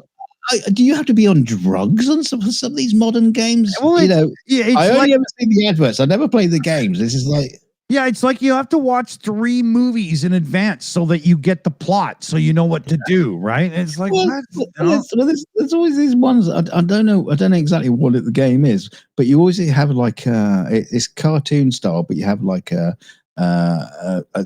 seductress, woman, and the man goes, hey, and he goes after him, and she chops his head off, and throws him down a hole, but he's still after a pussy or whatever. Are you talking about my life, or is this? I don't know what this is. I don't know. I'm confused. I know. I do, and. There's a certain simplicity, but still you have to figure it out and find the strategy to the older games. And the thing I think being older is the older games, I know I'm not locking into 60 hours to finish it. I'm just, hey, I got 7,000. All right, there we go. I'm going to go and, change the water in the aquarium or something, right? I think it's just less commitment. Well, with the old games, the idea was you just spend lots of quarters. So yeah. That's why you died pretty quickly. That's what I love with my NVIDIA Shield Pro on my TV. I got MAME set up and everything. And I'm not going to play Space Invaders or Pac-Man on the Commodore 64 or something. I just want to play the fucking arcade, right? See, is the interesting thing when you look back at the old days. Like I was saying, they were about you pumping the machine full of quarters. Yeah. I remember the story about Pong. They had to get an engineer the out. first one they had to. Yeah, the guy goes out to fix it. It's just full, right? Full of quarters. Yeah. but now modern games, you don't die. You don't have lives like you did in the first game, so you end up starting again. They just have like in-app purchases now. And this is how you're stuffing quarters into the machine now. It's not it's not the same way as you have 3 lives, you die. That's it. I'll put another quarter in. It's like, no, you keep going. But you want to do this? Yeah. Shove another quarter in. Here's an in-app purchase to allow you to carry on with the game. And it drove you in big time, right? Let me get something. NANA just said a thing. Hold on 1 sec. Yeah, I was looking at the Apple App Store the other day for something. I can't remember what it was, and I just clicked on like the game section because I haven't looked, but I was clicking through it, and it was like everything. I don't even know why they bother listing it because it was like saying, "Oh, in-app purchase, in-app purchase, in-app purchase, in-app purchase, in-app and it's purchase." all fuck all. And it's like, what? Why do they even bother that? With that now, because they all do in-app purchases. What about when you bought like a game for like 79 pence and you could just play the game and there was no in-app purchases? There was you just got it for 79 pence. No, doesn't exactly. I won't play. I won't play. If I can't just simply buy it and own it and play it, I won't. There's no way. I urge you all to do this thing. I know you might say, but then I don't get to play.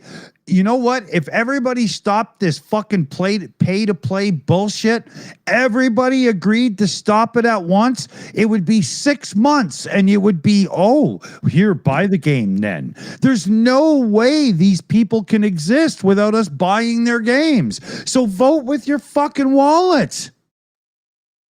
Yeah, it's kind of interesting how I would say how long it took, or should I say how short amount of time it took. I mean, it happened. How long have we been using the iPhones? For like about 10 years now. Once one company got away with it, everybody was just like, "That's it." Oh, he's got his obsession with his bread.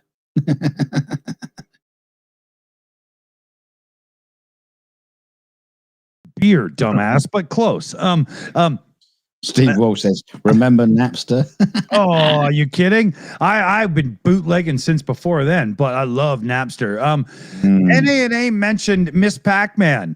That's the Namco plug and play version of Miss Pac-Man. It's got Pac-Man and stuff too. And this joystick is like arcade Sanwar quality. Holy fuck, is it awesome. I got a huge collection of these little plug and play things. I buy them every time I see them.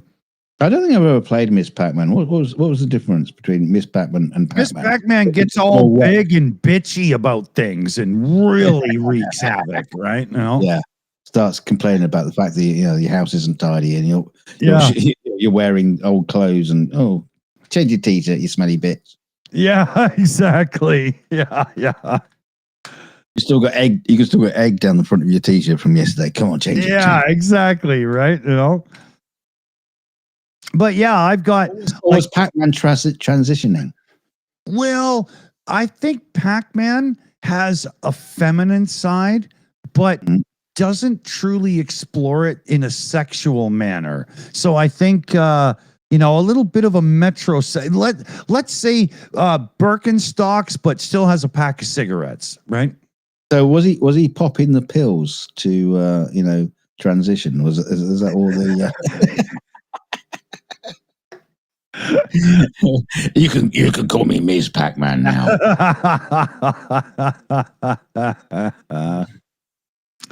That's funny. Yeah, no, it was just his wife. She's so pissed off that he got all the, oh, you don't work, you don't do anything around the house, and then she just got all big and mean and fucking ate him and everyone else. No. She can't be his wife because she's Miss Pac-Man. Yeah. Not Mrs. Pac-Man. Oh, that's true, right? So she's probably the angry neighbor. You know what? She's the sister. Yeah, Pac-Man probably like cut down her tree or something, and she's just, shot her dog. It's probably something awful. Right? Yeah, she was just a pissed off sibling. Yeah, exactly. You're getting all the attention. I want some now. Hey, she had grandma Pac-Man. We've got a direct donation in here from none other than Stephen Walsh. Hey. And he throws in 13 direct Canadian and he says, Dick and Dunk, worth it. Control the ego. Whose ego? It's got to be yours. It couldn't be mine. Oh, no, I can't control your ego. It's off the charts. That's how I got divorced. No, it's why you got divorced. Yeah, actually, it's not. She took off to be a stripper, but that's another story entirely. I don't, Yeah. Well, it was your ego because, she was a better stripper than you were. Hey, I can work a pole, motherfucker. Don't even do it. No, I'm not coming to see that show. Oh, yeah, come on. I can let my Donald Trump dangle like anybody else can. Okay, we're gonna do a strip off. You and Crystal. Up on the polls together. Oh God, no. we'll get votes in from the chat. No. I married her for a reason. She's a very pretty girl. I'm going to lose this really bad. Exactly. Your ego would be crushed. A bit like your penis. No, it wouldn't be crushed. That's, that's, no, I don't have an issue there. That's, I can self-inflate anytime I fucking need to, That sounds disgusting. my ego is like the tire of a Humvee, What smells of rubber? yeah, and usually takes a beating from an eye. Yeah.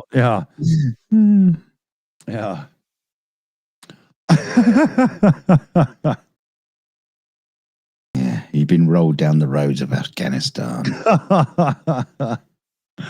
Oh man, I'm so broken. I'd be the worst, armor plating. Yeah.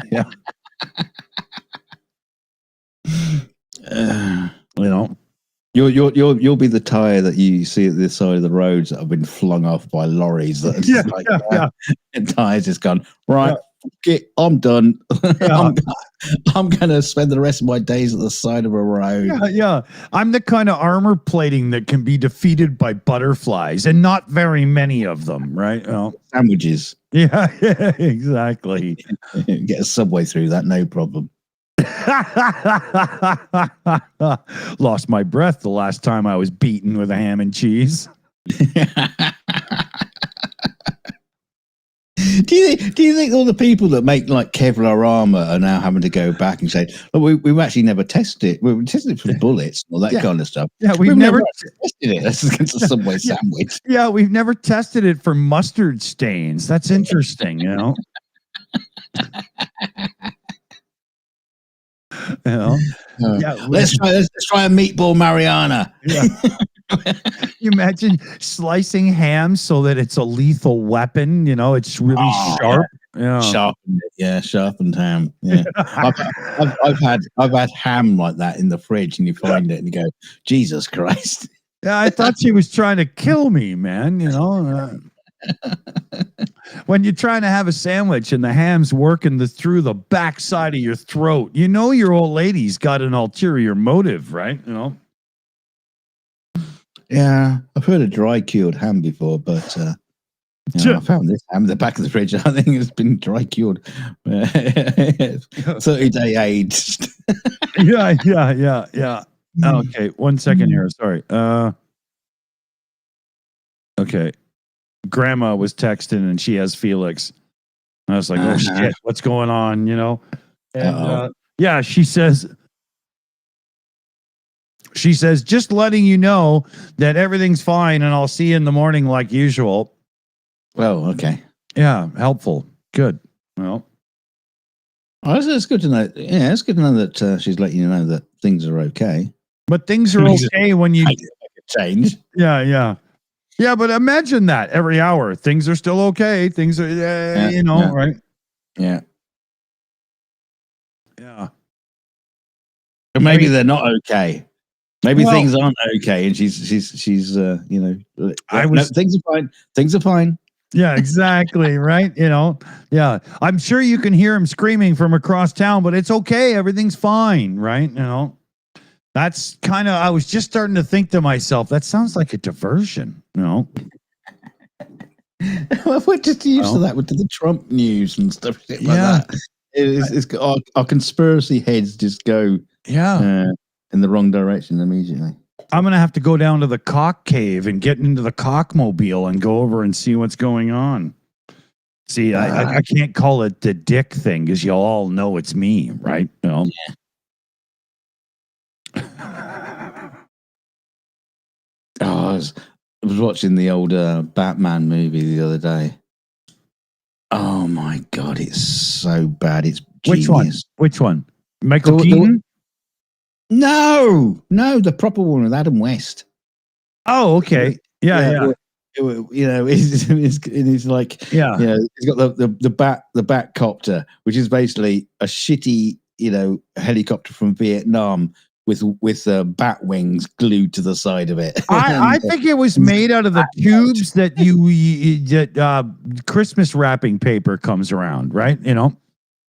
But it's the one where he's dangling off the ladder on the bat copter, and he drops into the ocean, and out he comes out with a fucking foam shark on his leg. Yeah. And this is hilarious, absolutely hilarious, like fight sequence with him like kicking and thumping his rubber I think he even had a bat shark spray or something. Yeah, that's right. Yeah, he shouts out to Robin, send down the bat shark deterrent spray. Yeah, repellent or whatever. Yeah. And of course, you look across and there's like 3 cans. There's octopus repellent, shark repellent, and the stingray repellent. Yeah. It's so fucking goofy. I love that. I love that about the old Batman. And of course, it's the one where he's running around with the bomb. And it's like, some days you just can't get rid of a bomb. Yeah. It's just so funny. I used to love the scenes where they were climbing up a building, except they were actually just walking on the floor. Yeah. And the rope would start to sag. Oh, it's classic. I mean, they did the same gag in the Spider-Man series as well. So funny. Yeah, I mean that was the thing about comic movies. I mean, this is more. Well, it's DC and Marvel, isn't it? It's both of them. Spider-Man and Batman. Is that there was a lot more playfulness. Yeah. Back then, it's all fucking serious and dark and dark and edgy now. Yeah. Yeah, there was something very, very special about those days. Yeah, PJ was just saying that in the live chat. I was agreeing, when like Batman, Michael Keaton still had some proper comic book stuff to it, but then when what's his name, Ozzy Boy there or whatever, who's the Batman? Who's the Dark Knight one? I should know this. Name's gone. Someone will tell us. Yeah. Not Val Kilmer. Isn't he? Is he Nipple Batman or was that Clooney? Nipple Batman. Yeah, I know there were so many Batmans in that era of Batman.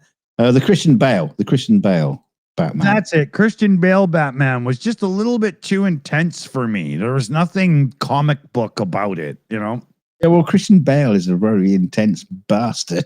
Yeah, he is. He is. He's been intense since his movie career. It started with Empire of the Sun with Steven Spielberg. Yeah. And he plays a little school kid sort of thing his life mission was to be Edward Norton and be a pain in the ass on movie sets, right? Oh, and there's those classic clips of him shouting at the crew and stuff. Yeah, exactly. Just being an egotistical maniac, man. Well, wow. I mean, seriously, it's a movie. Fucking relax, You're just pretending. I mean, I like those movies for sure, but I do like. I would love to be a film director, right? I mean, I've always wanted to be a film director. That's always going to be my goal. But I'd love to be a film director and have Christian Bale as my main star and say, okay, Christian, okay, in this scene, you're pretending to be Batman, okay? And then you're gonna be pretend to stop a robbery by pretending to do this. You go, I'm a fucking actor, you fucking No, you're just pretending. And just get on with it. I would get him on set and I'd say, okay, Christian, in this scene, you're strawberry shortcake, and we're gonna teach people how to have friends. That's what I would do to him. So you're not putting him in the night garden then? Oh, he'd pull out an automatic weapon and shoot them all, right? Well, it would be gritty. The night is black, the stars are bright, the air is cold, and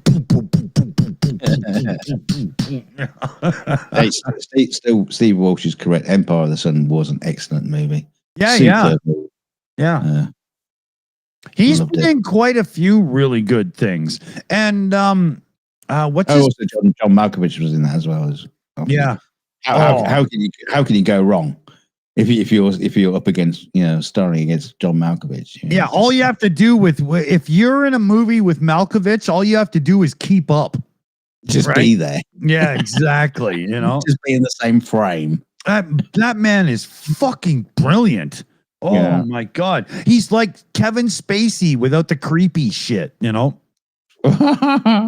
Oh, he plays creepy really well, though. Yeah, I think that one with the Clint Eastwood in the Line of Fire. Yeah, that was awesome.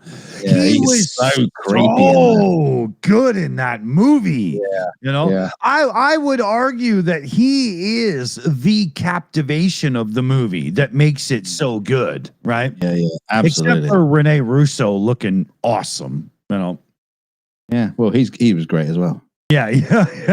He was amazing. He was Carney and a few other names in that movie. I've seen that movie a few too many times. I really like it.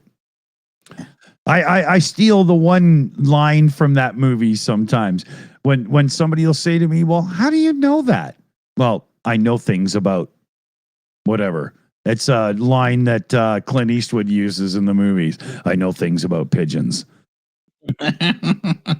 It's funny, And if you want to steal from the greats, don't use "Do you think you're lucky, punk?" You'll never get away with it. But you can steal the other ones, right? You got to know where to steal, right? Yeah, well, you got to know where to steal so people actually get the reference. Yeah, well, no, but when you're using that line as your own in conversation, you don't want people to get the reference, right? Otherwise, I'd have nothing to say. Hey, PJ just pointed out that K-Pax with Kevin Spacey was good. That is actually a great movie. He was great in that. Just like NANA says afterwards, he might have a little creepiness to him, but fuck, what an actor Kevin Spacey is. I totally agree. I have literally thought he was great as an actor my whole life, right? Well, the interesting thing about Kevin Spacey is he always plays creepy parts. Yeah, well, you go back to the one where... Yeah, you go back to the one where he's doing the creep on the daughter's friend or something. American Beauty. Yeah, I've never seen that movie, but Well, the thing was, it was the creep. The father thought he was creeping on his son. Oh, that's as well. oh and wow. and so which that was the kind of ironic side of it, because that was Yeah. the kind of creepiness that Kevin Spacey was, Yeah. seemed to be doing. So, And his Kevin Spacey's turn at Lex Luthor in that not so well received Superman movie, Superman Returns. Yeah. He was really good, but the script kind of sucked. The second half of that movie just isn't what it could have been. No. Yeah, no, he was a good Lex Luthor. Yeah, very good. Mm. I really liked Brandon Routh, or whatever his fucking name is, as Superman. I thought he was the ultimate replacement to Christopher Reeve, but the movie was just so terribly written. There was nothing they could do with that movie. The script sucked. Yeah. And therefore Brandon was just like tossed away. We'll go with another reboot. Yeah. And then he found his footing in the whole DC Comics TV universe for a while. Mm. He actually got to play himself as Superman from that movie for one brief scene in a DC comic books TV show where they kind of, I think the word is retconned a bunch of the old shit to just say, okay, fuck it, make it all fine, right? Or some shit, Yeah, I'm sure it made the fans happy, but that does not sell a series for me. Oh, but it was a really good crossover series with all those Flash shows and stuff. It was really good.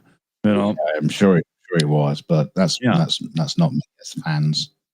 Yeah, well, the fans loved it. I'm just not a fucking fan. That's basically. Yeah.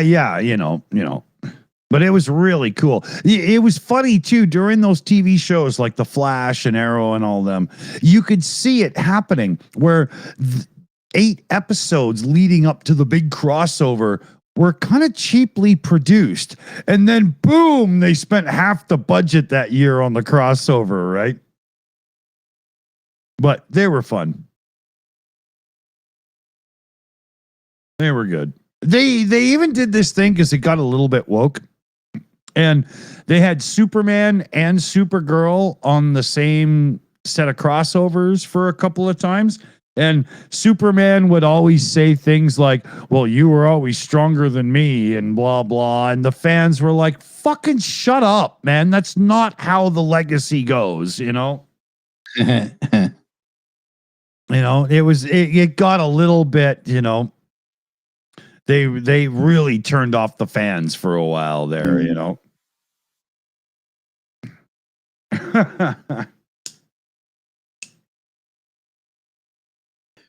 Yeah, I'm not going to go down a old DC Marvel rabbit hole. There was this one episode of one of their crossovers, and it I don't know, some fans really liked it, some didn't.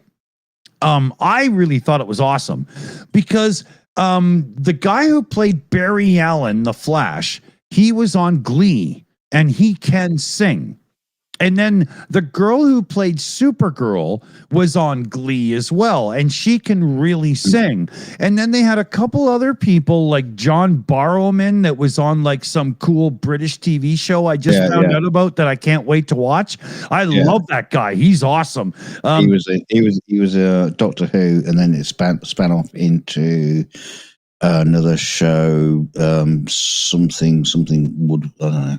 Wood something, yeah. I'm just about to get that show, right? Torchwood. Yeah, Torchwood. Thank you, calculation. Yeah, I really want to see that because I really like John Barrowman. But they did a musical episode as a crossover between The Flash and Supergirl and stuff, and it turned out that the guy who plays Joe West, the black guy who's like the father figure to the Flash, has a beautiful singing voice. John Barrowman is really good singer. And then they had the guy who... Well, let me just point out, John Barrowman is a theatrical actor. Exactly.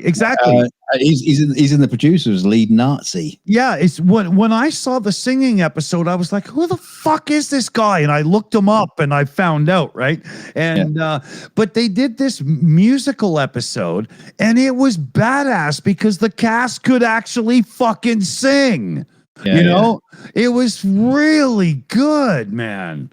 You know, Well, I mean, as a musician, it blew me away, right? You know, well, that's the thing about being an actor. Is half the time you're also acting for theatre as well, and usually a lot of your training as an actor includes singing and singing lessons and shit like that, so they can do like you have one guy who's like plays a villain, rapist, murderer, or whatever. But he also turns out he does musical theatre as well. yeah, right. You know, it's like having Professor Moriarty break out into song in front of Sherlock Holmes, right? You know, that will happen.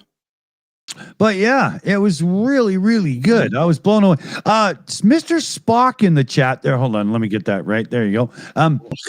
Says Legion. I started watching. I got about 5 episodes in, and then my life exploded, and I wasn't able to keep up. So I shelved it so I could forget and then rewatch it later without forgetting some things and stuff. You know, I can't wait to rewatch that show because that got off the rails. Right? Same with that Marvel or DC. It's a Marvel one, and it turns out the dude is just I can't even describe it without giving spoilers away, although it's been a few years and I barely even remember. But I do equate it similarly to the TV show American Gods, which was just right off the rails too. That was awesome. It was madness. I watched like 5 episodes, and that was at the same time when my life got too chaotic to follow a show for a bit, and I couldn't. Yeah.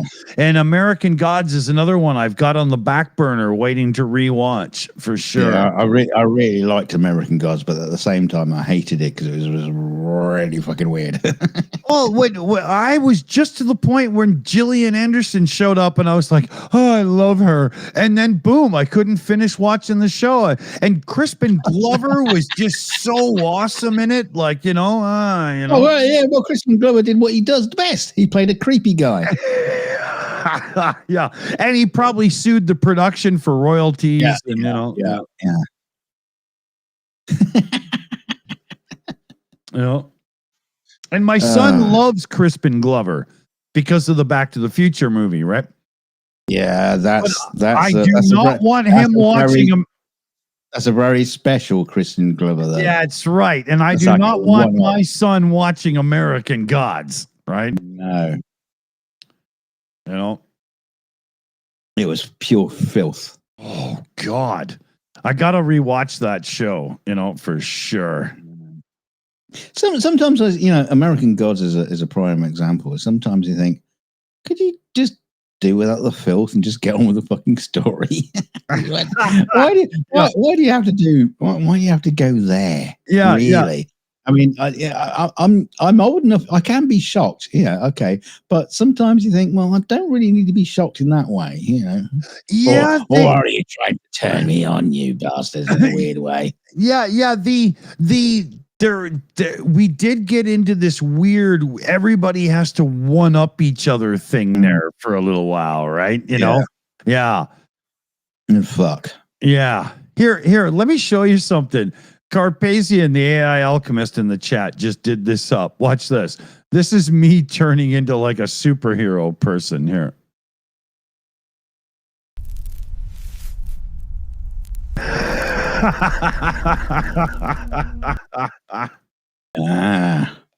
Let the games begin, Tron. Yeah, exactly. I'm gonna fly to the White House and show them who's fucking boss.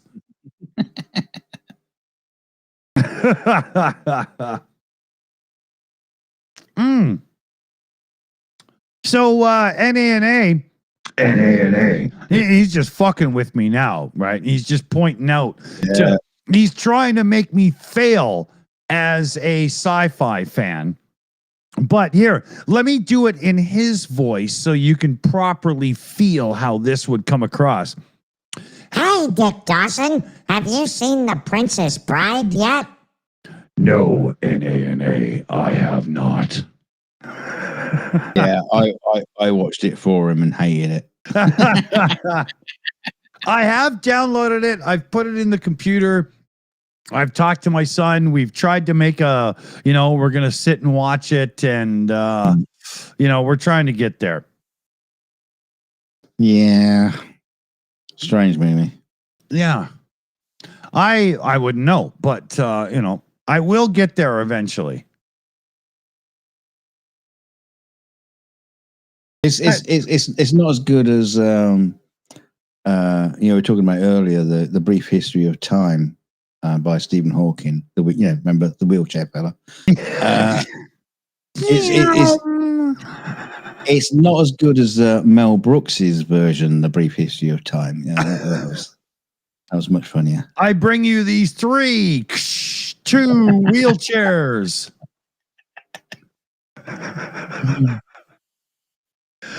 They brought out a TV show, History of the World Part 2.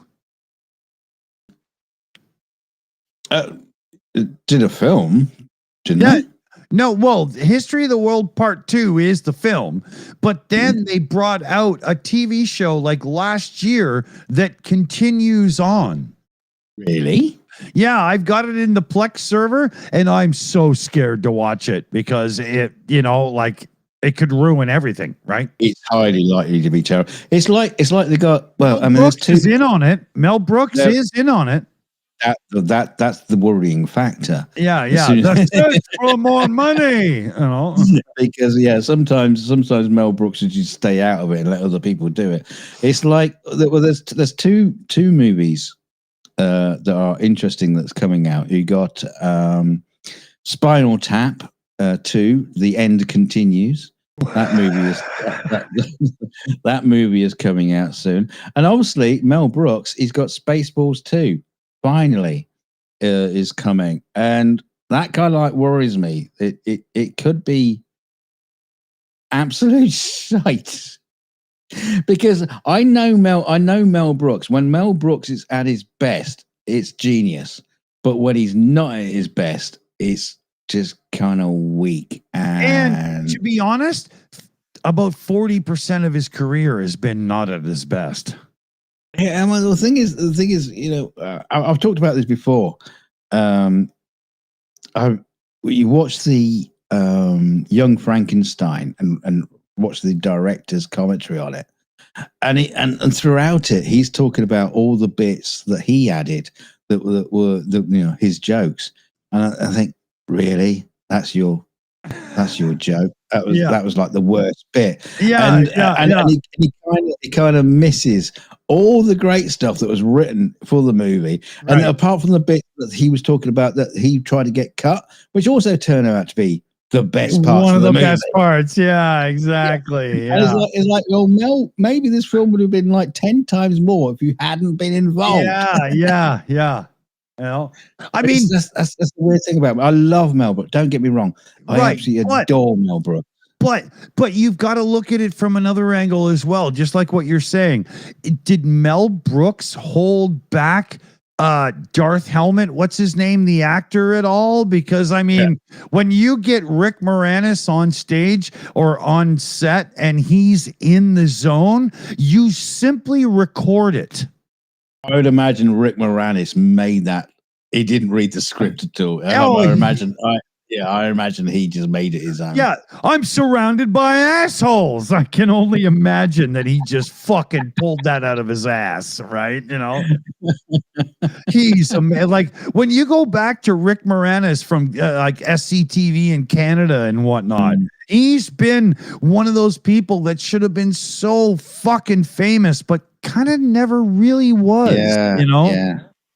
Well, I mean, he's too short and ugly to be a leading man. Yeah, He's never going to be the leading man. Although he did, he did the I Shrunk the Kids, yeah, but series. how often do you hear about his character from Ghostbusters, and yet he's one of the most important characters of the movie? Yeah, absolutely, and he is just brilliant. Yeah. They just put away 24,000 for their retirement. His parties where he just invites all his clients around. I still think that's probably one of the funniest parts. I bet he makes half of that up, man. I bet Harold Ramis is just like, fuck it, let him go, man. Yeah, client confidentiality is just right out the window. Yeah, exactly. And he's always losing his keys. He can't get back in. I swear, I bet he put half of that in there, man. Oh dear. He's one of the funniest motherfuckers, man. Oh yeah, Strange Brew, Dark Oblation with the flying dog and all. I mean, fuck, right? I've still not seen Strange Brew. I've seen lots of people review. Yeah. I've probably seen more hours of people talking about it. Yeah. It's funny, man. Especially being a Canadian at that time, it was just awesome to see Bob and Doug McKenzie on the fucking silver screen, man. That was awesome. Oh yeah, Gun's thing, Caddyshack, Dangerfield, Dangerfield. Dangerfield, he just let loose. Well, it was Dangerfield and Chevy Chase, and they literally just went, "What? There's a script? No, we don't need that." It's remember Beyblades? It's like letting loose a couple of those into the movie set. Yeah. Just wind them up and watch them go. Yeah. And Chevy Chase and what's his name there? Belushi. Oh, Belushi. Or hang on, Belushi wasn't in it. No. What's his name? The God, I always get them mixed up. The guy doing the gopher guy, right? From Ghostbusters. Yeah. They hate each other, but their scene with putting the ball through the window and doing the cannonball and whatnot was awesome, right? Yeah. Bill Murray, that's it. Yeah, thank you. Shit, man. How can you forget Bill Murray? Yeah, when he's doing that thing with the ball washer and he's like talking about the old ladies doing their fucking drives. But even just that scene when he's talking about his grass and he's like, working on a new grass. Yeah. Or when he's taking the big drives and he's just killing the flowers, Yeah. Oh my God. That's one of the funniest movies ever. One that I put up there with Caddyshack, because Caddyshack technically is a sports movie because it's golf, right? Yeah. One that I put up equal to that is the Cleveland Indians baseball movie. It was like an early look at that guy who plays Blade that got all serious and ruined his career and stuff. Can't remember his name. Yeah. But that baseball movie is fucking hilarious too. Oh my God. It's one of the funniest things I've ever seen in my life. Yeah, Wesley Snipes, Liam. That's it. Yeah. He plays Willie Mays Hayes because he runs like Mays, but he hits like Hayes. I want to go. I want to go back to Caddyshack for a moment because that was a great movie. You got Bill Murray. You got Chevy Chase. You got Rodney Dangerfield. Do you know the person I feel let it down? The main character, the kid. Yeah, he was just so fucking nothing. Yeah, he's a little wooden. I always wondered why there was young Tom Hanks in that role. Well, wannabe Tom Hanks, right? Yeah. He was the one. I mean, he was fine. Yeah. I liked his Irish girlfriend a lot better, to be honest. And even her character was kind of like week. Well, when But, she got pregnant, everybody was like, "Who cares? Get back to the fucking clubhouse, right?" You know. Yeah. Oh, it's all right. I'm not pregnant. Yeah. Yeah. No, it's no that. Yeah. Danny, that's it. N-A-N-A. Yeah, Danny. Yeah, that was just like, Christ, you could have found someone a little bit more pizzazzy. So maybe like Will Smith or something like that. You know, Yeah. Oh, Jesus. Oh no, he was a black man. You couldn't have him at the golf course. Yeah, because because back in the 80s, caddies would get tips, so that doesn't sell. Hold on. You definitely wouldn't have a black man on a golf course back in those days. You just steal the ball. Oh, bunch of racists.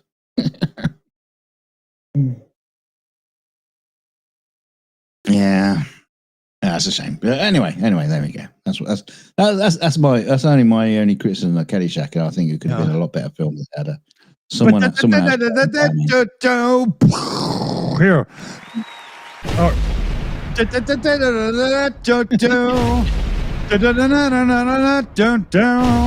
I mean, who doesn't like the credit sequence with all right? It's awesome. No, and you got the dancing gopher. Yeah. Unfortunately, that turned Kenny Loggins into the soundtrack guy, right? Yeah, it did, didn't it? Yeah, totally. You know. Hey, we've got this other thing called Footloose. Yeah, do you want to do that? Oh, right. Yeah. Oh, do you want to do? We've got a Tom Cruise movie. Sure. You know. Right, because he did Danger Zone. You know. Yeah. Hey, Danger Zone was quite a hit for him. Yeah, totally, man. He did all right out of it. You can't complain. Yeah.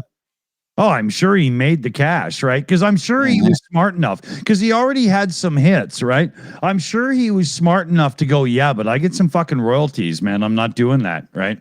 I must admit, though, I don't know any Kenny Loggins track that isn't soundtrack related. Well, it's because you've never heard those songs, right? Oh, that's what I mean. He must have had something going on in his career at some point. Well, they did, but that's why the Nazis rised up into power, because they were getting rid of the Kenny Loggins records that didn't have the singles. Was 1930s Germany writing songs. That's where it comes from. I'm telling you. Too Jewish for them.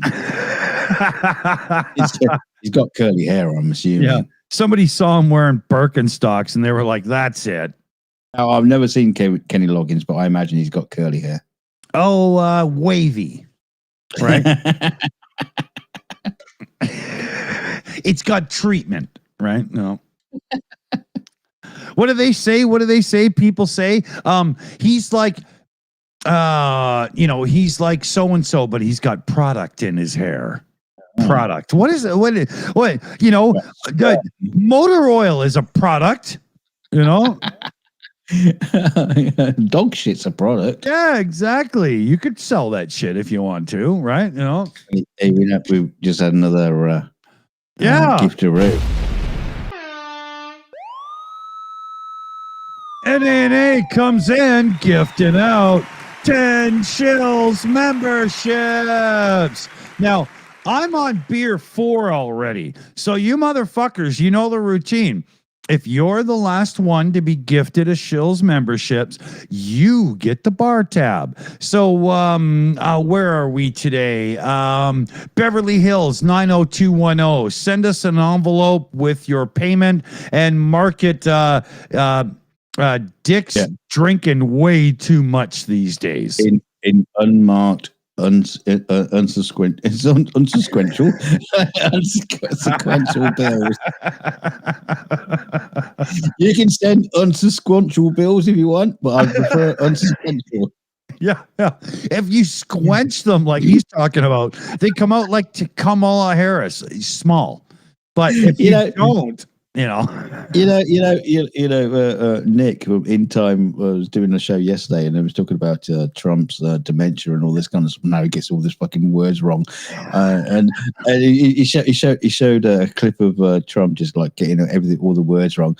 I just put in the in the chat, says, "Oh, sounds like a Shills show." Yeah. It is. Yeah, he's taking my stick, motherfucker. Hey, look, dementia is setting in here fast. So, donate now while you still can. Before give me a $5 while you know what it is. Unsquanchal. Is that like sexual? Inconsequential? No, I don't know. It doesn't mean a thing unless you're wrapped in leather. Inconsequential, is that how it works? Incontrasexual. I think if you broke that word down, it might mean something that you don't really want to talk about. That's a broken condom that just let them right through the barrier. I don't even know what I'm talking about. We're back to sexually transmitted homosexuality again. Hey, Liam Wakefield mentions oranges. You want to hear something funny? What? Go on. I just learned this, and it's a thing. So a couple hundred years ago or so, there was these monks hanging out with their own funk, doing their thing. And they noticed that one branch of an orange tree was growing oranges that had no seeds. Ooh. Yeah, and there's a scientific explanation for this. I think it means no soup for you or something, whatever, right? But God vasectomy. Yeah, there you go, right? It's I'm not rubbing my oranges on your shaft or whatever the tree was doing, right? So what they did was they took some clippings from this branch and grafted them onto the cut bottoms of other orange trees to grow trees that would have no seeds in the fruit. Right? Exactly. And it worked. And to this day, every single seedless navel orange you have ever purchased in your life came from that fucking branch. They're all clones. Yeah, and the problem with that is if they all died off. Exactly. They are one step away from annihilation due to a mutation of anything that could take them out. Yeah, I think I've seen the thumbnail for this video, and it just talks about the seedless fruits that we now have and we enjoy. But seedless grapes, seedless bananas. Yeah. I didn't even know bananas had seeds in them. I thought they were a seed, like a potato, right? You just plant a banana, you get a tree, right? Well. You know what I'm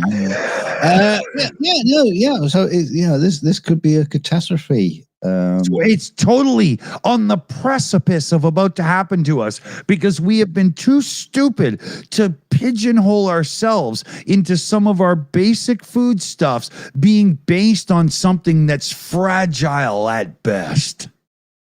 I mean, I think I love the seedless grapes I can get from Tesco, which are candy floss flavored, and they are delicious. And it's like, that is. I mean, how fake is that? I mean, that's like AI. It's just like nonsensical. But they aren't actually grapes. They're the testicles of young squirrels who haven't solidified properly yet. Right? And just eating lots of candy floss. But yeah. Don't let your squirrel go to the fair. Thing is, we all talk about this sort of thing, how it's a disaster for the earth. Yeah, and I always go back to George Carlin because George Carlin said it best. What? Don't wash your hands when you have a shit and you come out of the bathroom. Well, he probably did say that. He did. No. The fact is, we're always worried about the earth. The planet Earth, and yes, we got lots of animals that are dying off because of us.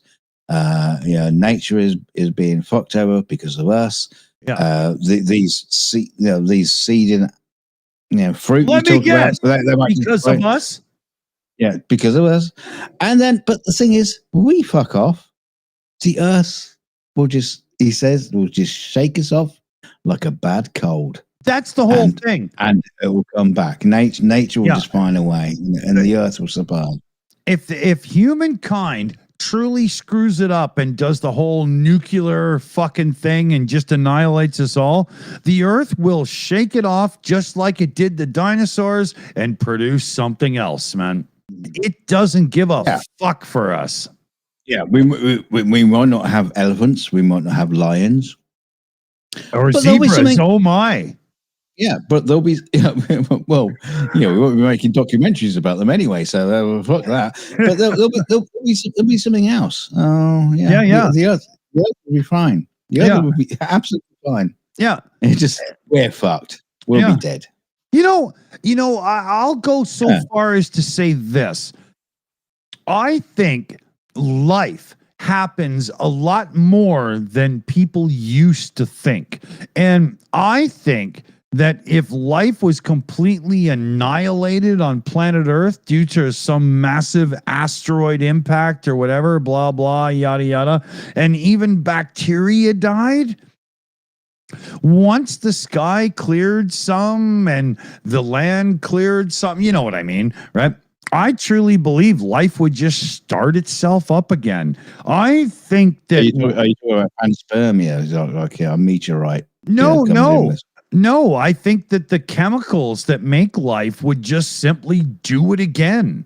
I don't think that life has to be spread and panspermia and all these theories and stuff. I think life happens a lot easier than anybody ever really thought back in God gave us life, so it's only us. I think that's just baggage that we can't let go of.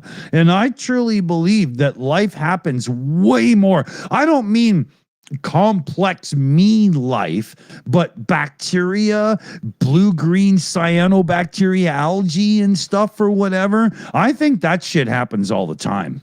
Yeah. Well, we're still waiting on that. People are still, looking. We don't have proof of it, but I'm sure we will prove it. That's that's an interesting thing because a lot of people are pretty convinced that they talk about Europa and all this. And Enceladus, right? Enceladus, they're pretty convinced they're going to find life. Yeah. I just wish we could just fucking get there and get it sorted. I know. If Elon would actually just spend some of his money properly, we'd already know, right? But he's got to hold on to 300 billion worth of trillion worth of whatever. Well, Elon did do, they did do a successful SpaceX mission, which was kind of interesting. It was so successful that the launch vehicle and the Starship both blew up on landing, but apparently that was a success. So, good for that. Hold on. As much as I like to pick on Elon because he's a useless ketamine junkie, fuck. The engineers run SpaceX, not really him. And if those engineers said that it was actually a success, even though it blew up, they could have made progress in critical systems that actually matter, right? Yeah, but the big problem is the Trump administration fucking up with NASA. Man. They had so many programs that were like 98% ready to go. I know. They cut them, threw them away, and they were in the bin. Yeah. And then now they must have a big skip parked out the back of NASA with all these fucking satellites. I hope it's a lot like the car companies when World War II kicked in and they took some of their prototypes and hid them away. So then after the war, they could keep bringing them to the public. I really hope NASA's like, but we're not going to be ruled by this flatulent bastard for long. So just put it away, save the notes, and we'll get back to it after. That's what I'm hoping. It's frustrating that NASA has been governed by whatever flatulent bastard who is in charge. It's like, I mean, so many times it's like a president will just decide cut. cut. Yeah, we'll get rid of that. And yeah, the military, yeah, no problem. How much money do you want? Yeah, here's a check. Just fill it out yourself. Whatever you want. And the sad thing is NASA brought so many advancements to the rest of the world through American business. Mind you, there was a lot of money to be made by the companies who facilitated all of the Mercury and Apollo stuff. These companies became massive giants afterwards, right? They invented processed cheese. Oh, God, you had to go to the bottom, didn't you? Hey, but it's the biggest seller in America. So. Yeah. Well, yeah. I mean, up here, we have to call it processed cheese food. So people know it's edible. That's what we call it up here. Processed cheese food.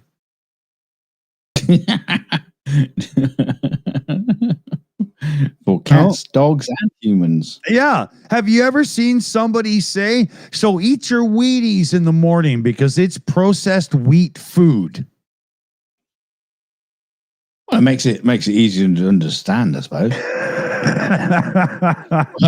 Why not just like, what's that film? Oh God, can't remember the name of the film now. Just like they find alien body and it's the boot of the car. It's got Emilio Estevez, and anyway, it's just like everything. No, but it's everything is just marked. You got tins and it just says like food. Yeah. Or like in old 70s movies, and somebody opens a can and it literally just says beer. Yeah. That was the movie. God, what was it? Oh, it was a brilliant movie. I can't remember the name of it. But anyway, there you go. Yeah, thank you, Dementia. Thank you, Dementia. Yeah. Our sponsor tonight is Dementia. Dementia, gray hair, and mystery old man pains. We thank you all.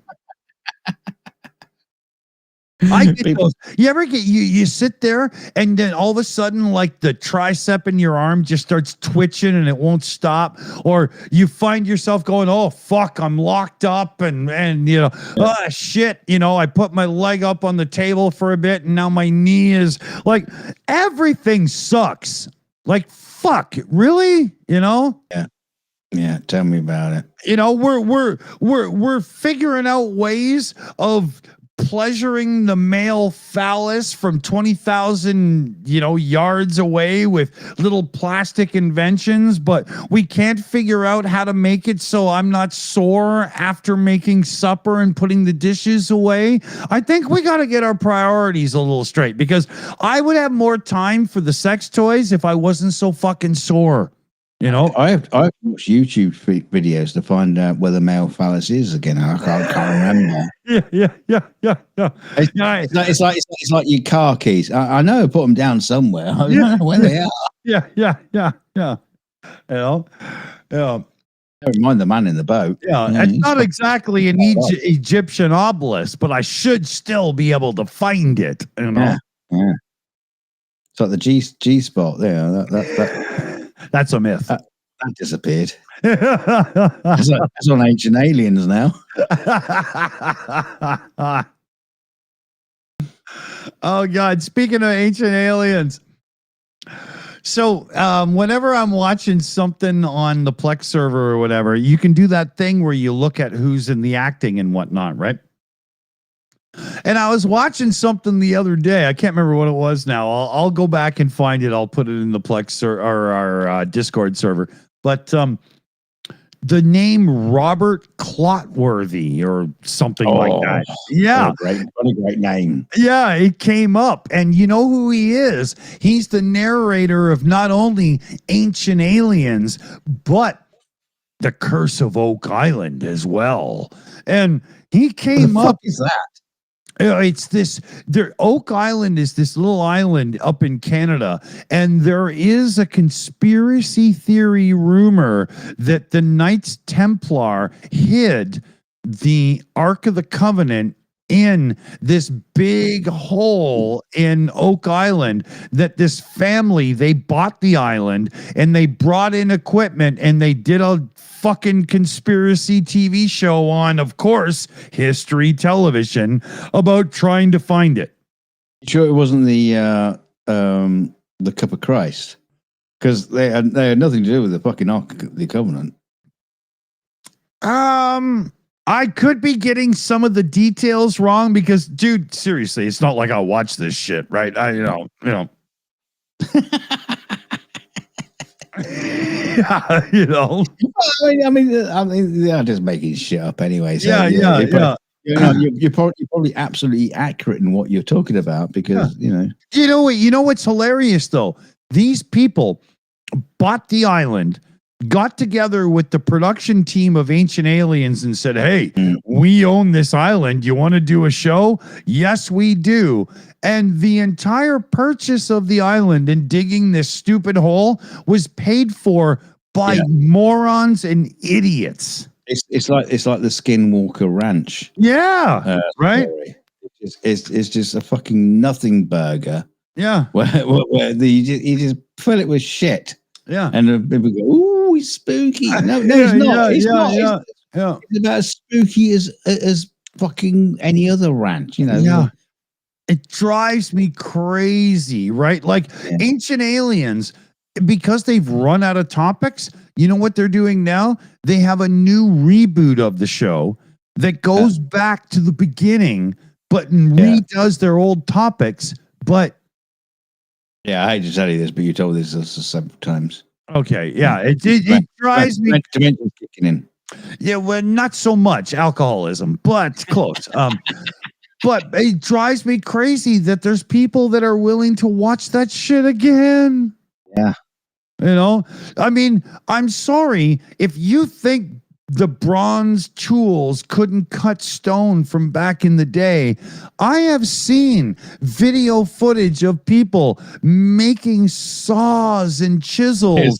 Saws with a bit of string and a bit of grit. Yeah. And then they can saw through a block. Yeah. And I saw how ancient Egyptians made drills out of these fucking cylinder rock things, and they did the thing with the string around it, and it literally almost had threads like a drill bit, man. How could this be? Yeah, exactly. How can this be that these people managed to do this amazing thing? I can't stand listening to that garbage. Must be aliens. Yeah. Okay. If aliens were involved, why there are not like sliding glass doors on the front of the pyramids? Yeah. Or automatic one. Yeah, why isn't there RFID card access and stuff, right? I just love the fact that they think that, ancient aliens, aliens come back, come to Earth. And I tell you what, we're going to help you out. We're going to help you build a rockery. There you go. A rookery. We got so much technology, you'd be fucking amazed. But what we're going to tell you to do is how to put a stone on top of another stone. Yeah. Or, we have spaceships, but you know what I'm going to give to you is the plow.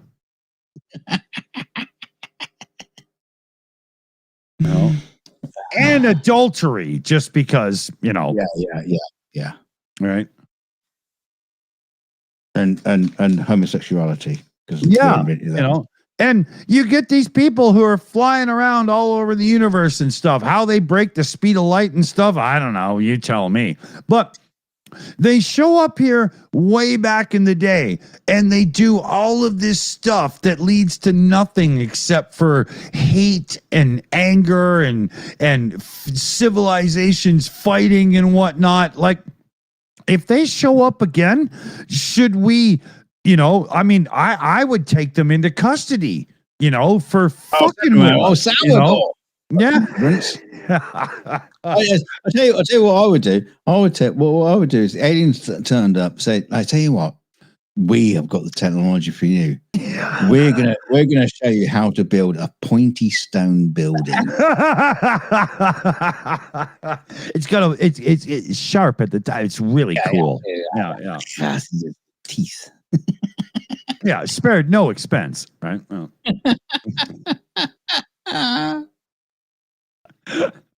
It's so ridiculous, you know. I don't understand.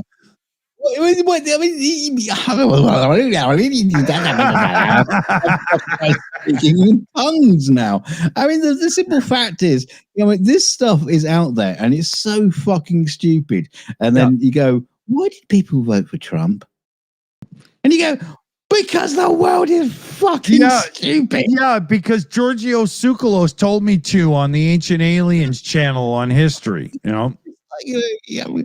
I'll go back to George Carlin when he says, your average intelligence, you're fine, but you do realize because you're average intelligence that 50% of the people are below your intelligence. Yeah, exactly, right? You know? And that's where it all goes fucking wrong. Just like people. Sorry, but I'm not talking about our chat here. Maybe some of you, maybe. But just people are fucking stupid. Yeah. That's another one of Carpasian's contributions. I didn't think it was a fucking photograph. Yeah, but it's still better looking than that fucking movie that sucked, Stargate. Oh, shut up. Stargate's great. Shut up. No, it's not. It's terrible. No, it's not great. Shut up. Oh. You're not allowed. Oh, it's like a case of the piles.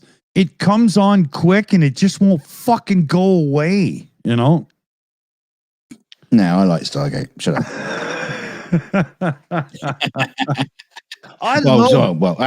Actually, most of the movie, not all of it. I gotta say, the first half of the movie, you're an idiot. Actually, this woman knows you're not an idiot. Come here, check this out, all that stuff. Oh yeah. I love that part.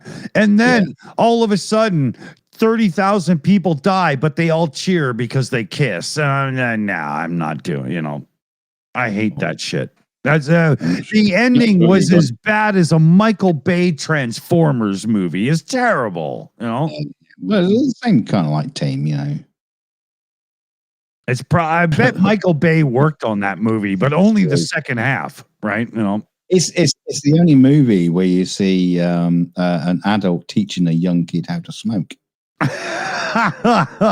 but do you remember that scene? Do you remember that scene? But unlike a pure Alabama man, he gets mad at the child for playing with the gun. So that's not believable, right? Yeah, but you can have a cigarette. That's not a problem.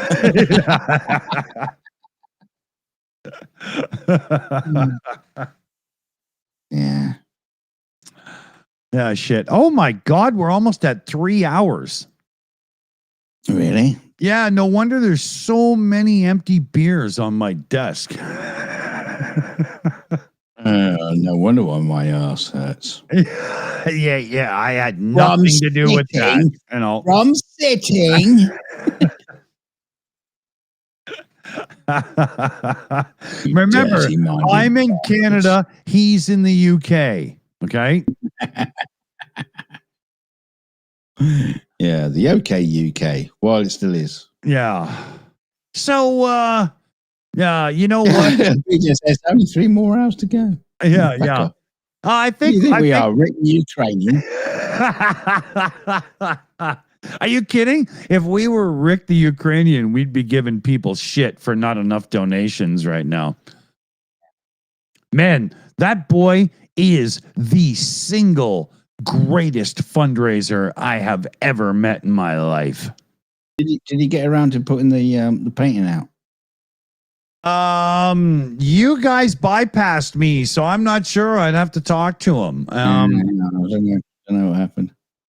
Well, I think on Sunday. No, wait a minute. I think on Sunday he'll be doing a live show, and I could dive bomb his show and get in there and fuck with him and see what's going on. What do you guys think in the live chat? You want to see me just bum rush the show on Rick the Ukrainian on Sunday and just show up unannounced and see what happens? That'd be kind of funny, actually. I bet I get away with it. I bet I do. I bet I do. You know, I'd be one of the few motherfuckers that could get away with that, right? So here, I didn't show you guys this earlier. Before we go, I also bought a really nice piece of hash. Here, let me open this up so you can see how blonde it is on the inside. Look at that. How fucking nice that is.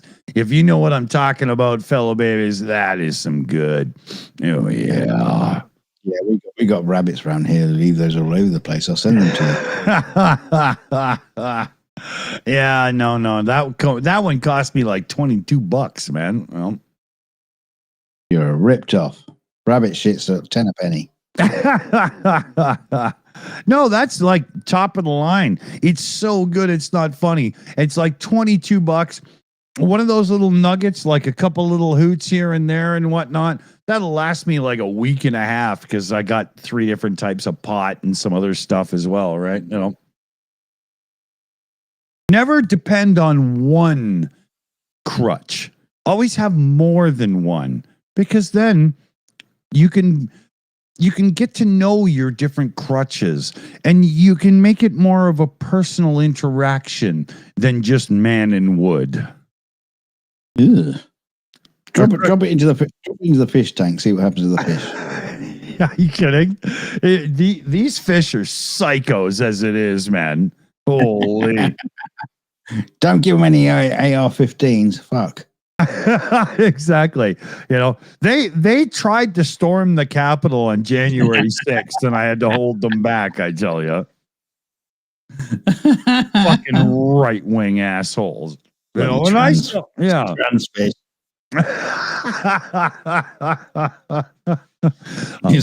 It's them that's the problem. We all know that.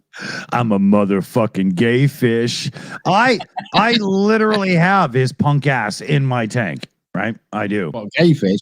Yeah, well, that specific one, you know. Yeah. Yee, you know. Yee. Yee. Yee. Yee. Yee. Yay! So NAA comes with a super set. It says, "Hey Dick, I'd like to see you match me shot for shot on the show." Now, there's a problem with that. NAA, you got to be on camera. Yeah, and we got to see you taking the shot, not just say, "Oh, I'm just taking a shot." No, you do one. No. Dude, that's exactly what I was going to say. You got to step up a bit more before you be throwing that around. Get your microphone sorted out. Get your camera sorted out. We'll see you on the show. Yeah, you can do it at the grill. You know, it's fine, right? You know, I don't think NANA knows how to even find the Shills on YouTube if he's not outside at the grill with a drink in hand, right? That's kind of how it works. Right. He's probably at a fucking Starbucks. Are you kidding? I didn't say that, dude. He did. He's having a cappuccino. Yeah. When he's talking about shots, he's talking about espressos.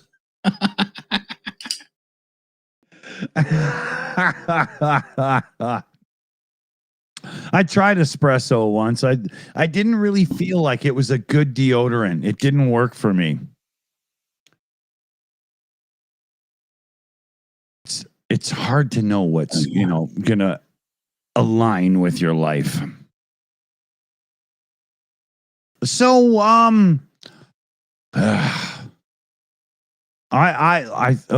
me count. 1, 2, 3. Holy shit, man. I only have like 2 beer left in the fridge. The fuck is wrong with you people? Time. Yeah, it's not my problem. It's everybody else's. You know? Yeah. It's just the momentum of time as the clock ticks. The Time. beers diminish. It's just physics. I'm sure even Newton, talked about it. How many beers per hour and all that kind of shit. Yeah. Newton did beer per hour, but he didn't factor in the Canadian angle, and that was his his folly, right? Because when Hawking came along and truly sussed that shit out, he understood that Canadians drank a bit more beer, and as such, their velocity around the orbit is a little bit slower. No, there is actually the Canadian constant that you add to the acceleration. Yeah. There's the Hubble constant, and then there's the Canadian constant, which adds 0.25% alcohol per liter consumed. Right? Yeah, so multiply.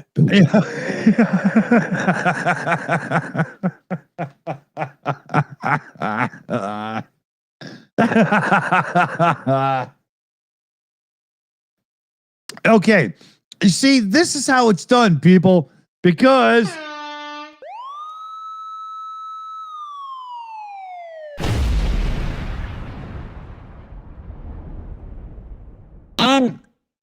And I'm not sure which one to use. NNA says with $66.60. okay, that's fair. And yeah, I'll never do that, Dick. Dude, you gotta join us on the show, even if you use some kind of animated thing like Dunk or whatever, just to hang out sometime. What are you talking about? What do you mean? What do you mean animated thing? Oh, okay, yeah. Well, the animated thing that you think Dunk is, because that's just between you and I and ANA. Okay, everybody else, plug your ears for a second and don't listen. But NANA, that's actually him. Yeah, it really is. Yeah. Okay, so y'all can listen again. All right. Okay, are you back? Okay, good.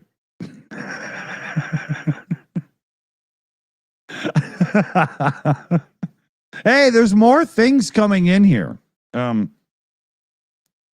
Y'all playing crazy here. Okay, hold on a minute here. Let me hard those. All right. I'm gonna go to bed. Come on. End the show so I can go to bed. To be honest, then you extend it, you bastards. Dunk is probably in bed right now, but he hasn't activated his OnlyFans TV that's attached to the ceiling. So we're probably okay still. Right? Is your wife home? I've got an OnlyFans Android. Actually, it's a mixer I got. It's the same as yours, but it's got a sausage attachment. Help me, flaming red. You're my only hope. Something that's called a meat grinder. It sounds dirty to me, but it sounds great. Oh God! I'm all about grinding meat as long as it's not mine. So we've got another big shout out to do here. Yeah, Philippines. Oh wow! Okay, and it's none other than Steve Walsh. Coming in. Yeah, exactly. He's coming in like one of those sci-fi heroes from nether regions. He's not the one that wears the gold bra. He's the one that saves her. And he's got a $65 direct donation in. You can't say nether regions. Yeah. Well, I could say pussy, but somebody could have a hell of a cock under that dress. I just don't know, right? It's come in from the nether regions.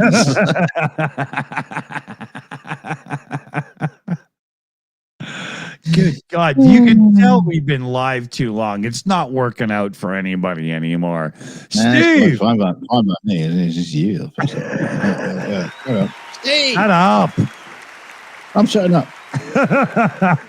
Yeah, if your thing sells you out equally to me, I'm okay with it. But under the bus, I do not want to be. Yeah. He's a big bloke, Mr. Bus. He's a mean one, Mr. Boss.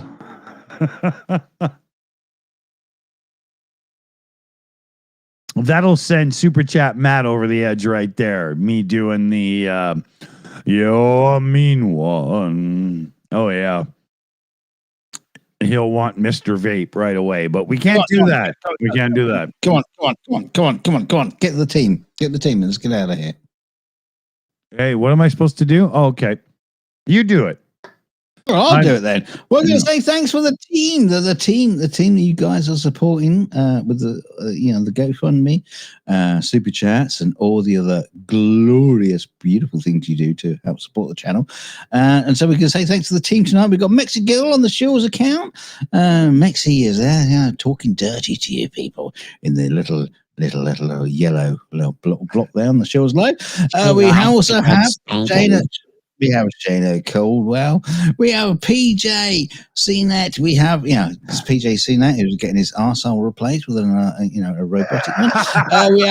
We have Carpasian. He keeps throwing in like ridiculous images of buns that you can't find on the internet via Google, but you have to get AI to do it. We have Jose C. We have Liam Wakefield, David Worley. David Worley, he's just a fucking parasite. He's saying, and NANA and Super Chat. We have all these lovely people that just just there, just fantastic. And thanks to all of you glorious little shitty bastards. Don't it make you feel like dancing? Not really. Yeah, it's a song. A Canadian song. Yeah, we all got songs like that, but yeah. Don't it make you feel? So yeah, huge thank to the team. I'm gonna be dancing on the ceiling and fucking hell. And I'll have to paint those footprints. And he'll be dancing with himself. I'll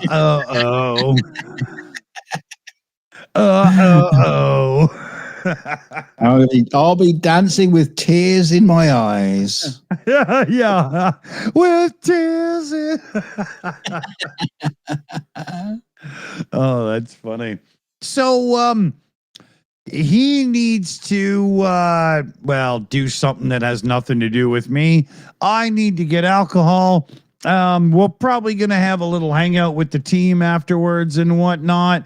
If you know me, you can PM me and maybe we can make you a part of the hangout, but there's no promises. You got to check your bread as well. Yeah, actually, I checked my bread and I got many pesos. I'm good. Yeah, you're gonna have to post the images on Discord so people can see your lovely loaves. Yeah, that's not going to happen with these ones because I did that double rise thing that fucked right. Yeah. I'm like the greatest American zero. Oh. Yeah, you're like those people that put out YouTube videos about their cooking experiences and like they don't show you the 3 attempts where it absolutely fucking failed and go yeah. And this is where I fucked it up because I was out talking to my crystal meth dealer, right? So it's goodbye from me, and it's goodbye from him, and remember, and me, the better looking one. Yeah. Because women love bald green men. Yeah. Oh yeah, they do.